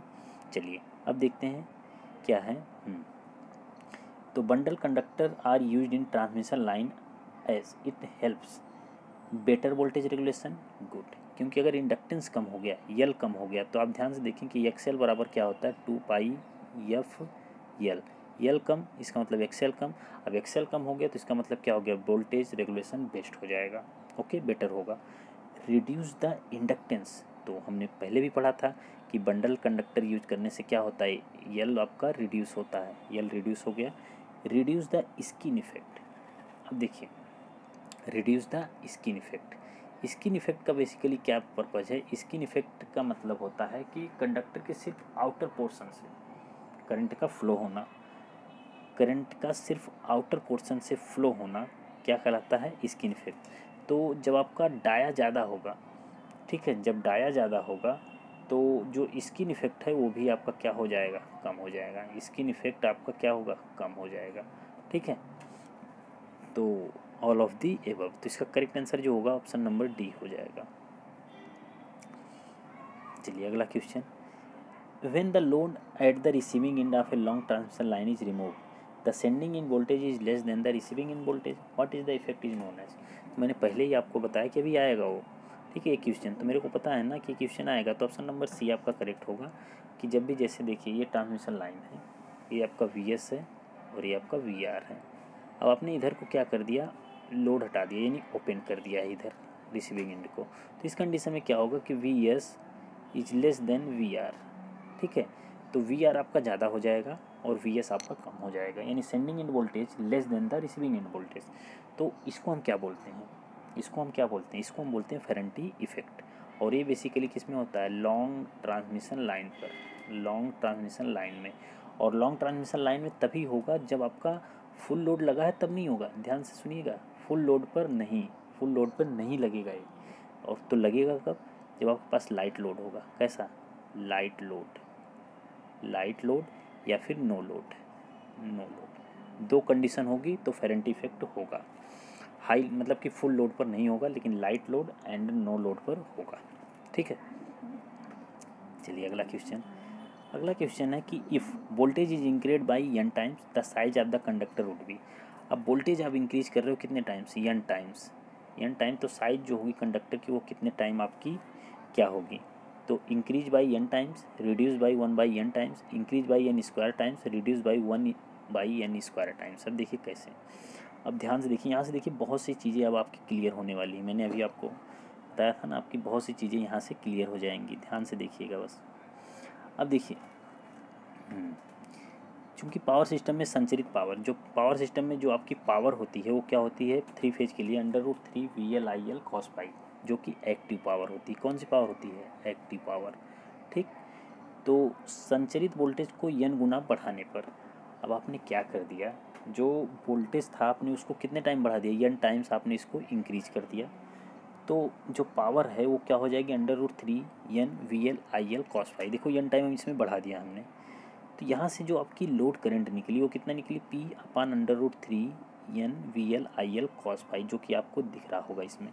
ठीक है, अब देखिए लॉस जो होगा वो आपका क्या होगा, आई स्क्वायर आर होता है, आई एल स्क्वायर आर, लेकिन 3 फेज है तो हम 3 बार गुणा कर देंगे, तो 3 आई एल स्क्वायर आर गुणे, अब देखिए 3 आई की वैल्यू कितना है, P upon 3 N V L square cos phi square, ठीक है, आर, ये हो जाएगा आपका। अब यहाँ से आप देखेंगे, ध्यान से देखते चलिए कि आर जो है, आर को आपने क्या लिख दिया, रो एल बाई ए, बाकी सब चीज़ें यही लिखी हुई हैं, ठीक है, यहाँ से यहाँ तक आप यही लिखे हुए हैं, लेकिन इस आर की जगह क्या लिख दिया, रो एल बाई ए लिख दिया आपने। अब देखिए इस ए को आपने इधर भेज दिया, ए को आपने किधर भेज दिया, ए आपका इधर आ गया, लॉसेस आपका इधर आ जाएगा। अब ध्यान से देखिए, लॉसेस आपका V P square rho L, P square ये 3 से 3 कैंसिल हो गया, P square into rho L upon N square V L square cos square phi, ठीक है, आप समझ सकते हो। यहाँ पे जो ये लॉसेस था यहाँ पे आ गया होगा आपका, जिसको आप ओमेगा से, इसे डब्ल्यू से लिख सकते हो लॉसेस को, ठीक है। फिर आप देखेंगे कि वॉल्यूम ऑफ कंडक्टर, अब वॉल्यूम ऑफ कंडक्टर जो होता है एरिया गुणे लंबाई, एरिया गुणे लंबाई ही तो होता है, तो वी बराबर वॉल्यूम, ए की जगह हम क्या रख देंगे, ये वाली वैल्यू रख देंगे, ए की वाली, तो ए की वैल्यू हम रखेंगे तो पी स्क्वायर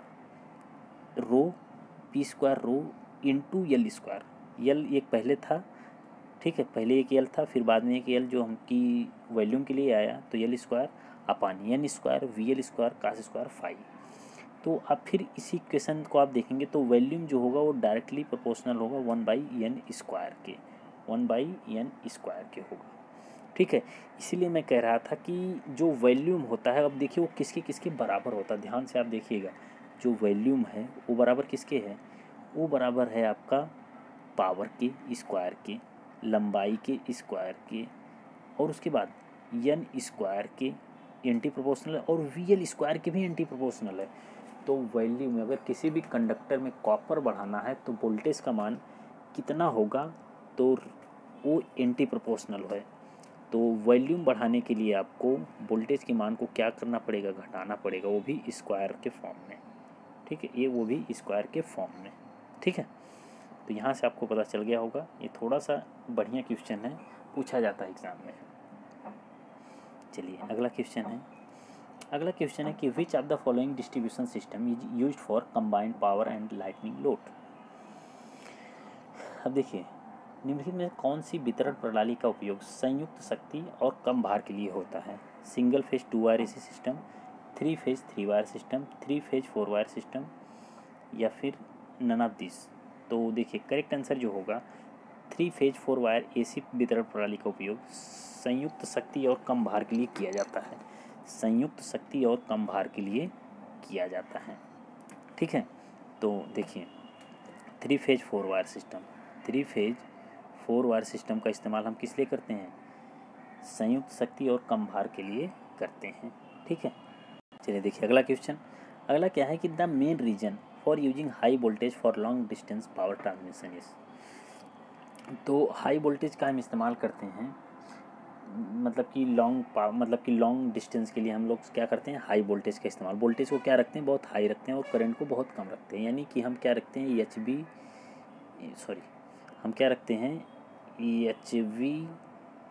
HVLC, यानी हाई वोल्टेज लो करंट का इस्तेमाल हम करते हैं जब भी हमें लॉन्ग डिस्टेंस के लिए ट्रांसमिशन करना पड़ता है। तो क्यों करते हैं, देखिए ऑप्शन क्या है, reduction in transmission losses, reduction of time transmission और increase in system reliability, none of this. तो सबसे बड़ा एडवांटेज क्या है कि ट्रांसमिशन लॉसेस हमारा क्या हो जाता है, मतलब कि कम हो जाता है। अब देखिए ट्रांसमिशन लॉसेस हमारा कम कैसे होता है, अगर आप ध्यान से देखें तो आप क्या कर रहे हो, वोल्टेज बढ़ा रहे हो।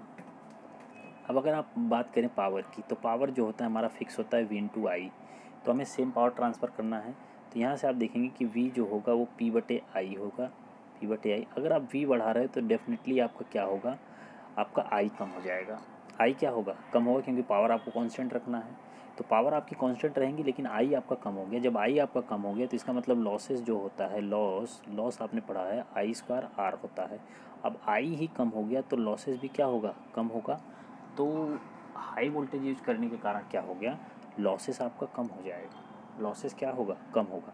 अब देखिए अगर आपको पता है कि V बहुत ज़्यादा है और I अगर आपका कम है तो आई कम होने के कारण क्या होता है, अब देखिए जे जो करंट डेंसिटी होती है आई बाई ए होती है, ठीक है। तो यहाँ से आप देखेंगे कि जे इंटू ए बराबर आई, ध्यान सुनिएगा, आई आपका कम हो गया, इसका मतलब ए कम हो जाएगा, ठीक है, क्योंकि करंट डेंसिटी आपकी तो वही है।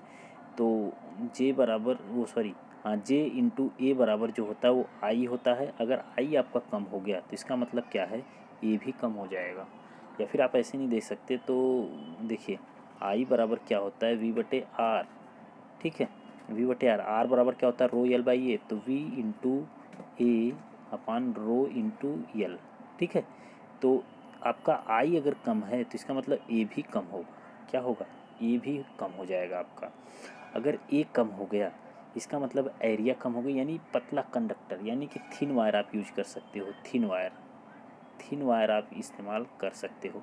अब थिन वायर होगा तो आप लंबा लेके जा सकते हो, लेकिन अगर समझो अगर आप वोल्टेज कम करते हैं तो करंट ज़्यादा होती। अब करंट ज़्यादा होती तो थिक वायर लगता, कैसा वायर, थिक वायर आप ज़्यादा लंबा लेके जाते हैं तो उसमें सैग बहुत ज़्यादा होता, उसमें क्या होता, सैग ज़्यादा होता। लेकिन जब आप वोल्टेज हाई रख रहे हो, करंट आपकी कम मिल रही है, लॉसेस आपके कम मिल रहे हैं, आप देखोगे कि आपको सैग भी कम मिलेगा, यानी कि सैग भी ज़्यादा नहीं होगा, ठीक है, सैग भी कम मिलेगा।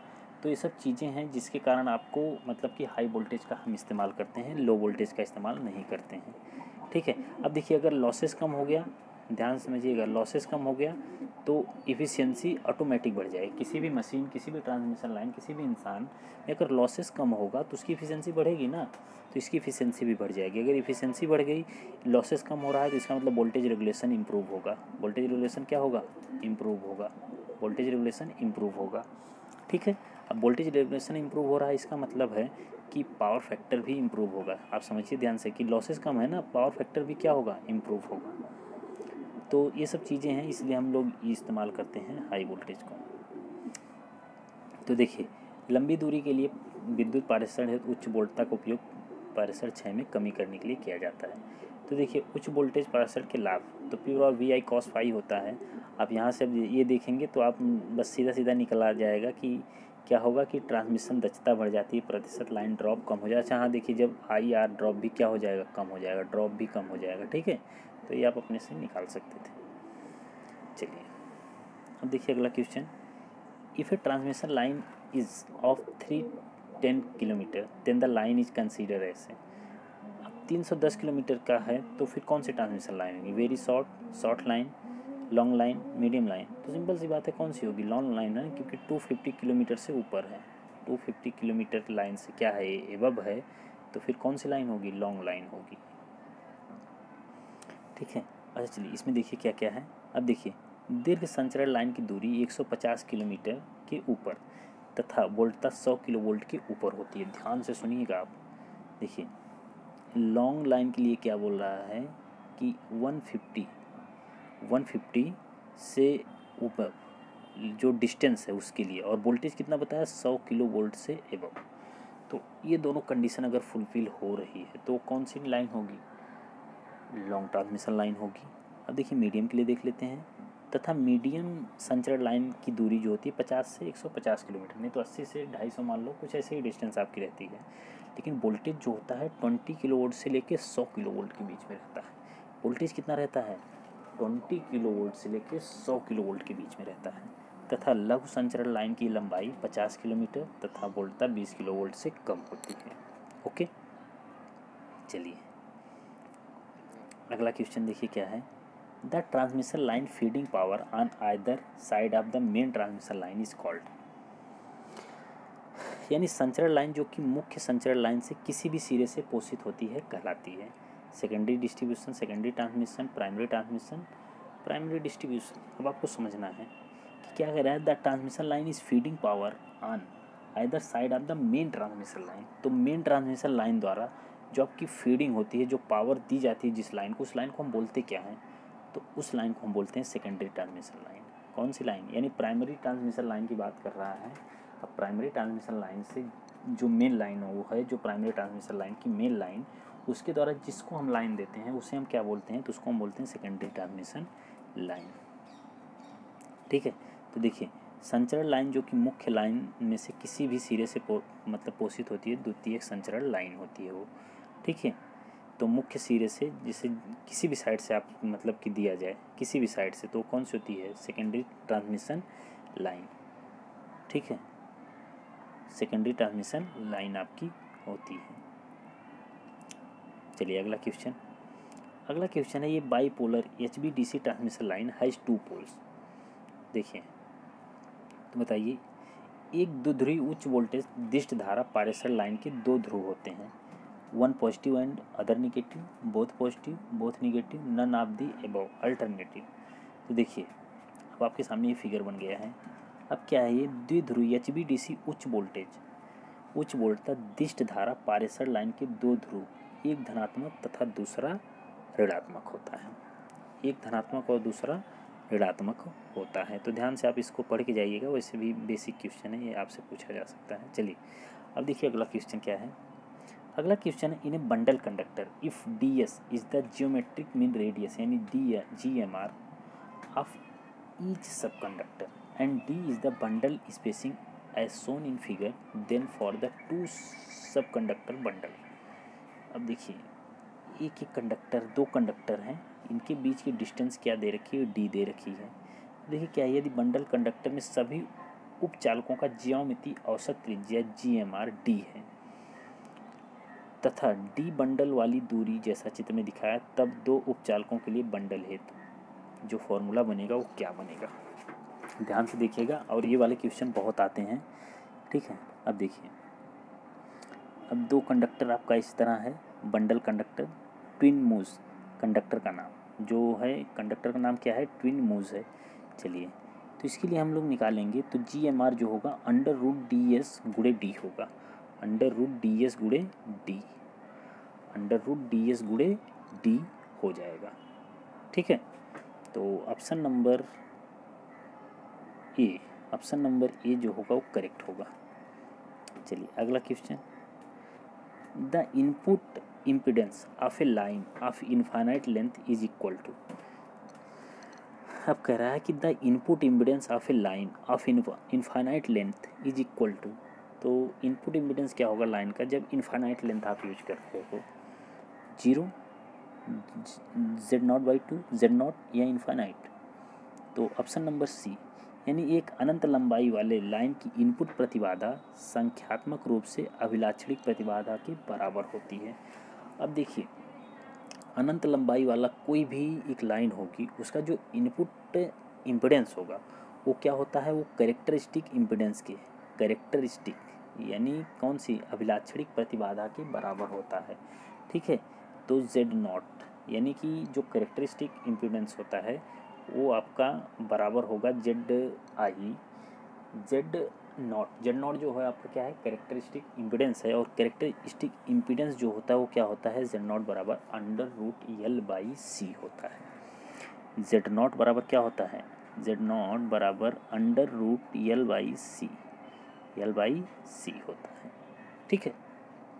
चलिए अगला question, among the following statement which one is true, यानी इनमें कौन सा स्टेटमेंट ट्रू है?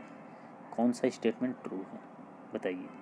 AC transmission is more efficient, DC transmission is more efficient, both are equally efficient, and D low voltage DC transmission line is more efficient. तो DC transmission is more efficient. तो देखिए correct answer जो होगा वो होगा DC, यानी AC संचरण या DC संचरण दोनों समान रूप से प्रभावी होता है। सामान्यतः AC संचरण उच्च वोल्टेज पर अधिक उपयोग किया जाता है, जबकि लंबी दूरी तथा अति उच्च वोल्टता पर संचरण है तो DC संचरण अधिक प्रभावशाली एवं मितव्ययी होता है। तो देखिए AC संचरण में कोरोना प्रभाव दिखाई देता है, जबकि DC संचरण में कोरोना प्रभाव नगण्य होता है। इसलिए कि कौन सा एकदम ट्रू है, तो DC transmission is more efficient. देखो ट्रांसमिशन की बात की गई है, ठीक है, तो यहाँ डिस्ट्रीब्यूशन की बात नहीं की गई, इसलिए ट्रांसमिशन में DC आपका सबसे ज़्यादा प्रीफर होता है, और वो थोड़ा इकोनॉमिकल भी होता है, और इसमें कोरोना का कोई खतरा नहीं होता है, ठीक है। देखिए transmission line are generally operate at, तो ट्रांसमिशन लाइन जनरली किस पर ऑपरेट होती है? 132 kilo volt, to 220 kilo volt, 30 kilo volt to 66 kilo volt, up to 11 kV only, 0.415 kilo volt. तो ट्रांसमिशन लाइन ऑपरेट किस पर होती है? तो ट्रांसमिशन लाइन बेसिकली जो है आपका 132 किलो वोल्ट से 220 किलो वोल्ट में प्रचालित होती है। ठीक है, संपूर्ण विश्व में विद्युत शक्ति का ट्रांसमिशन उच्च वोल्टेज पर किया जा रहा है। ठीक है, भारत में अभी 66 kilo volt, 110 kilo volt, 132 kilo volt तथा 220 किलो वोल्ट पर विद्युत ट्रांसमिट किया जाता है। 440 किलो वोल्ट पर शक्ति अभी प्रायोगिक स्तर पर ही है, अभी 765 भी नहीं आया है। ठीक है, अभी कितना है? 400 किलो वोल्ट हम इस्तेमाल करते हैं। ठीक है, चलिए अगला क्वेश्चन। अगला क्वेश्चन है ये 3 phase supply feed a load consisting of 3 equal star connected resistor. If one of the resistor is removed, the load power is. अब देखिए क्वेश्चन को समझना है हमें। अब क्वेश्चन आपका क्या था कि आप स्टार कनेक्शन था, तो ये आपका क्या कर रहा था कि लोड मतलब मतलब कि बैलेंस लोड को सप्लाई कर रहा था, उसमें से एक क्या हो गया? रिड्यूस हो गया। तो फिर पावर कितनी हो जाएगी? तो देखिए जब लोड बैलेंस था, ध्यान समझिएगा, तो जब लोड आपका बैलेंस है, देखिए ध्यान से कि लोड आपका जब बैलेंस था तो पावर कितनी थी? P थी। अब उसमें से आपका रेजिस्टेंस कितना हट गया? एक रेजिस्टेंस आपने हटा दिया। ठीक है, एक रेजिस्टेंस आपने हटा दिया तो फिर पावर कितनी हो जाएगी? तो पावर V²/R यानी 2R हो जाएगी, 2R। ठीक है, V²/2R हो जाएगी ना, क्योंकि पहले जो थी, देखिए ध्यान से समझिएगा कि जब पहले पावर कितनी थी? V²/R रही होगी। ठीक, V²/R, क्योंकि R जो होगा ये इक्विवेलेंट रहा होगा, तो फिर आपको ये पावर मिली होगी। लेकिन जब आपने एक हटा दिया तो फिर पावर कितनी मिली होगी? V²/2R। क्यों? क्योंकि फिर एक हट गया तो फिर रेजिस्टेंस आपके सामने सिर्फ दो बचे हैं, तो सिर्फ इन्हीं के बीच में अब ये दोनों सीरीज में हो गए। ये दोनों किस में हो गए? सीरीज में ना। तो जब ये दोनों सीरीज में हो गए तो 2R हो गया। तो फिर देखिए तो P बराबर कितना हो गया? V²/2R। तो ये V²/2R जो है यानी V²/R, ये क्या है? ये पावर होगी। तो P जो होगा न्यू पावर वो P/2 हो जाएगी, P/2, क्योंकि V²/R एक पावर है आपकी, तो ये P/2 हो जाएगी और ये P/2 ही आपका क्या होगी? आप समझिए ध्यान से मैं क्या कहना चाहता हूँ। तो P/2 यानी 50%, कितनी हो जाएगी? 50%। अब ध्यान से समझिए कि जैसे आपने स्टार कनेक्शन किया है, ठीक है, स्टार कनेक्शन किया है, तो जो पावर आपको मिल रही है सभी के अक्रॉस सेम मिलेगी। यहाँ भी वही पावर, यहाँ भी वही पावर, यहाँ भी वही पावर होगी। ठीक है, लेकिन आपने एक को रिमूव कर दिया, अभी ये हट गया, ये हट ही गया, तो सिर्फ 2 ही तो आपके पास बचा ना, सिर्फ 2 ही तो बचा आपके पास।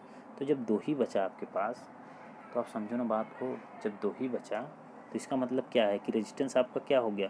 बढ़ गया, 2R हो जाएगा। जब रेजिस्टेंस आपका 2R होगा तो पावर आपकी क्या होगी? रिड्यूस होगी, यानी 50% आपकी रिड्यूस हो जाएगी। ठीक है, तो ऑप्शन नंबर सी इसका करेक्ट आंसर हो जाएगा। चलिए अगला क्वेश्चन है कि the permissible variation of frequency in power system is. तो पावर सिस्टम में जो फ्रीक्वेंसी में वेरिएशन है वो कितना है? तो ±3% होता है। ये बेसिक सी बात है, आप ये डिप्लोमा से पढ़ते आ रहे होंगे, तो ये आपको याद रखना है। ठीक है, तो कितना होती है? ±3% होती है। और इंडिया में जो फ्रीक्वेंसी यूज करते हैं वो 50 हर्ट्ज़ करते हैं। तो 48.5 से लेकर 51.5 के बीच में हम फ्रीक्वेंसी का इस्तेमाल करेंगे। तो पावर सिस्टम हमारा मतलब कि जो भी हमारी ट्रांसमिशन लाइन्स वगैरह हैं सब प्रॉपर वर्क करती रहेंगी। चलिए अगला क्वेश्चन क्या है कि which of the following is not a standard transmission voltage in India. तो स्टैंडर्ड वोल्टेज कौन सा नहीं है? तो आप ऑप्शन देखोगे तो ऐसे ही बता दोगे कि 99 नहीं है, क्योंकि 99 कोई स्टैंडर्ड वोल्टेज थोड़ी। 33 आपने देखा है, 66 देखा है, 220 देखा है, 99 कहीं देखा है? नहीं देखा है, तो ये गलत है। तो यही क्या होगा? करेक्ट होगा। हाँ, चलिए अगला क्वेश्चन क्या है कि match the transmission line given in column A with their respective voltage carrying capacity in column B. अब देखिए, अब ध्यान से देखिएगा। Primary transmission 132 kilo volt, primary distribution 33 kilo volt, secondary transmission 11 kV, secondary distribution 4। देखो इसको आपको मिलाना है कौन सा करेक्ट मतलब उसके सामने। तो अब देखिए, आप देखेंगे कि सबसे पहले प्राइमरी ट्रांसमिशन होगा जो कि 132 किलो वोल्ट, सबसे ज़्यादा प्राइमरी ट्रांसमिशन वोल्टेज ही होगा, ठीक है। उसके बाद सेकेंडरी ट्रांसमिशन आता है। सेकेंडरी के पास कितना होना चाहिए, जो 132 से कम हो। तो 132 से इन तीनों में कम कौन है, 33 है, तो ये इसका हो जाएगा, ठीक। उसके बाद 33 के बाद प्राइमरी डिस्ट्रीब्यूशन आएगा, तो प्राइमरी डिस्ट्रीब्यूशन के लिए ये वाला होगा, ठीक है। फिर आपका सेकेंडरी डिस्ट्रीब्यूशन जो कि हम यूज के लिए उपभोक्ता को देते हैं, तो 400 वोल्ट होगा। तो आप इसका कॉम्बिनेशन समझ गए कि एक का तो ए होगा, लेकिन 2 का सी, 3 का बी और 4 का डी, ठीक है। तो आप देख सकते हैं 1 का ए, ठीक है, 2 का सी, 3 का बी, 4 का डी, तो सी ऑप्शन करेक्ट हो जाएगा, ठीक है। चलिए अगला क्वेश्चन। अगला है कि the permissible voltage drop from supplied terminal to any point on the wiring system should not exceed, यानी प्रदाय टर्मिनल से तार स्थापन प्रणाली के किसी बिंदु पर अनुमेय वोल्टतापात किससे अधिक नहीं होना चाहिए। बताइए, 4% plus 1 volt, 1% plus 1 volt, 3% plus 1 volt, 2% plus 1 volt. तो ऑप्शन नंबर डी है। क्या है, प्रदाय टर्मिनल पर तार स्थापन प्रणाली के किसी बिंदु पर अनुमेय वोल्टता का मान 2% प्लस 1 वोल्ट से अधिक नहीं होना चाहिए। 2% प्लस 1 वोल्ट से अधिक नहीं होना चाहिए, ठीक है। चलिए, distribution voltage level in India, distribution voltage in India कितना होता है, 11 kV 400 वोल्ट 3 फेज। तो पहला ही ऑप्शन क्या होगा, करेक्ट होगा, ठीक है। पहला ही ऑप्शन क्या हो जाएगा, करेक्ट हो जाएगा। चलिए अगला क्वेश्चन क्या है कि the voltage used in secondary transmission is. तो सेकेंडरी ट्रांसमिशन में हम कौन सा वोल्टेज इस्तेमाल करते हैं, 33 किलो वोल्ट। आपने अभी देखा कितना होता है 33 किलो वोल्ट, क्योंकि 40 किलो वोल्ट की अगर बात होगी तो ये तो फिर प्राइमरी ट्रांसमिशन हो जाएगा ना। सेकेंडरी ट्रांसमिशन की बात की गई है, तो सेकेंडरी ट्रांसमिशन में आपका कितना होगा, 33 किलो वोल्ट होगा। देखिए, द्वितीयक संचरण में प्रयुक्त वोल्टता 33 किलो वोल्ट होती है। प्राथमिक संचरण में 66 kV से ऊपर होता है। द्वितीयक संचरण में 66 से 33 के तक होता है, ठीक है। तो याद रखिएगा इस पॉइंट को कि जो प्राइमरी वोल्टेज होता है वो 66 kV से एवब 66 kV, और जो कि द्वितीयक होता है वो कितना होता है, 66 से 33 किलो वोल्ट के बीच में होता है, ठीक है। अब देखिए, in any case where the height of transmission tower is increased, यानी किसी भी मामले में संचरण टावर की ऊंचाई बढ़ाने पर क्या होगा। ऑप्शन देखिए, the line capacitance and inductance will not change. Second, the line capacitance and inductance will decrease, the line capacitance will decrease and inductance will increase. Option D, the line capacitance will decrease but line inductance remain unchanged. तो option number D आपका correct होगा। ध्यान से आप देखिए कि संचरण line की ऊंचाई बढ़ाने पर लाइन धारिता का मान घटता है और लाइन प्रेरकत्व अपरिवर्तित रहता है, यानी कि जब भी हम क्या बढ़ाएंगे, ऊंचाई यानी हाइट बढ़ेगी, हाइट बढ़ाएंगे तो क्या होगा कि जो लाइन प्रेरकत्व यानी मतलब कि जो इंडक्टेंस है ये नॉट चेंज, यानी ये चेंज नहीं होगा, नॉट चेंज बट निर्भर, जबकि प्रेरकत्व तो निर्भर नहीं करती, यानी कि सी जो होता है ये क्या होगा, अपन डी। आप देख रहे हैं कि डिस्टेंस अगर आप बढ़ा रहे हो, एक हिसाब से देखो कि टावर की हाइट बढ़ाना यानी ज़मीन से लेके ऊंचाई, इनके बीच की डिस्टेंस बढ़ा रहे हो, इनके बीच की डिस्टेंस बढ़ा रहे हो, तो कैपेसिटेंस क्या होगा, डिक्रीज होगा, ठीक है। कैपेसिटेंस क्या होगा, डिक्रीज होगा। तो option number D, the line capacitance will decrease but line inductance remain unchanged, ठीक है। तो आज की वीडियो हम यहीं पे स्टॉप करते हैं। नेक्स्ट वीडियो में हम और भी ऐसे ही क्वेश्चन लेके आएंगे और जल्दी ही आपका पावर सिस्टम हम कंप्लीट कर देंगे। Okay, thank you.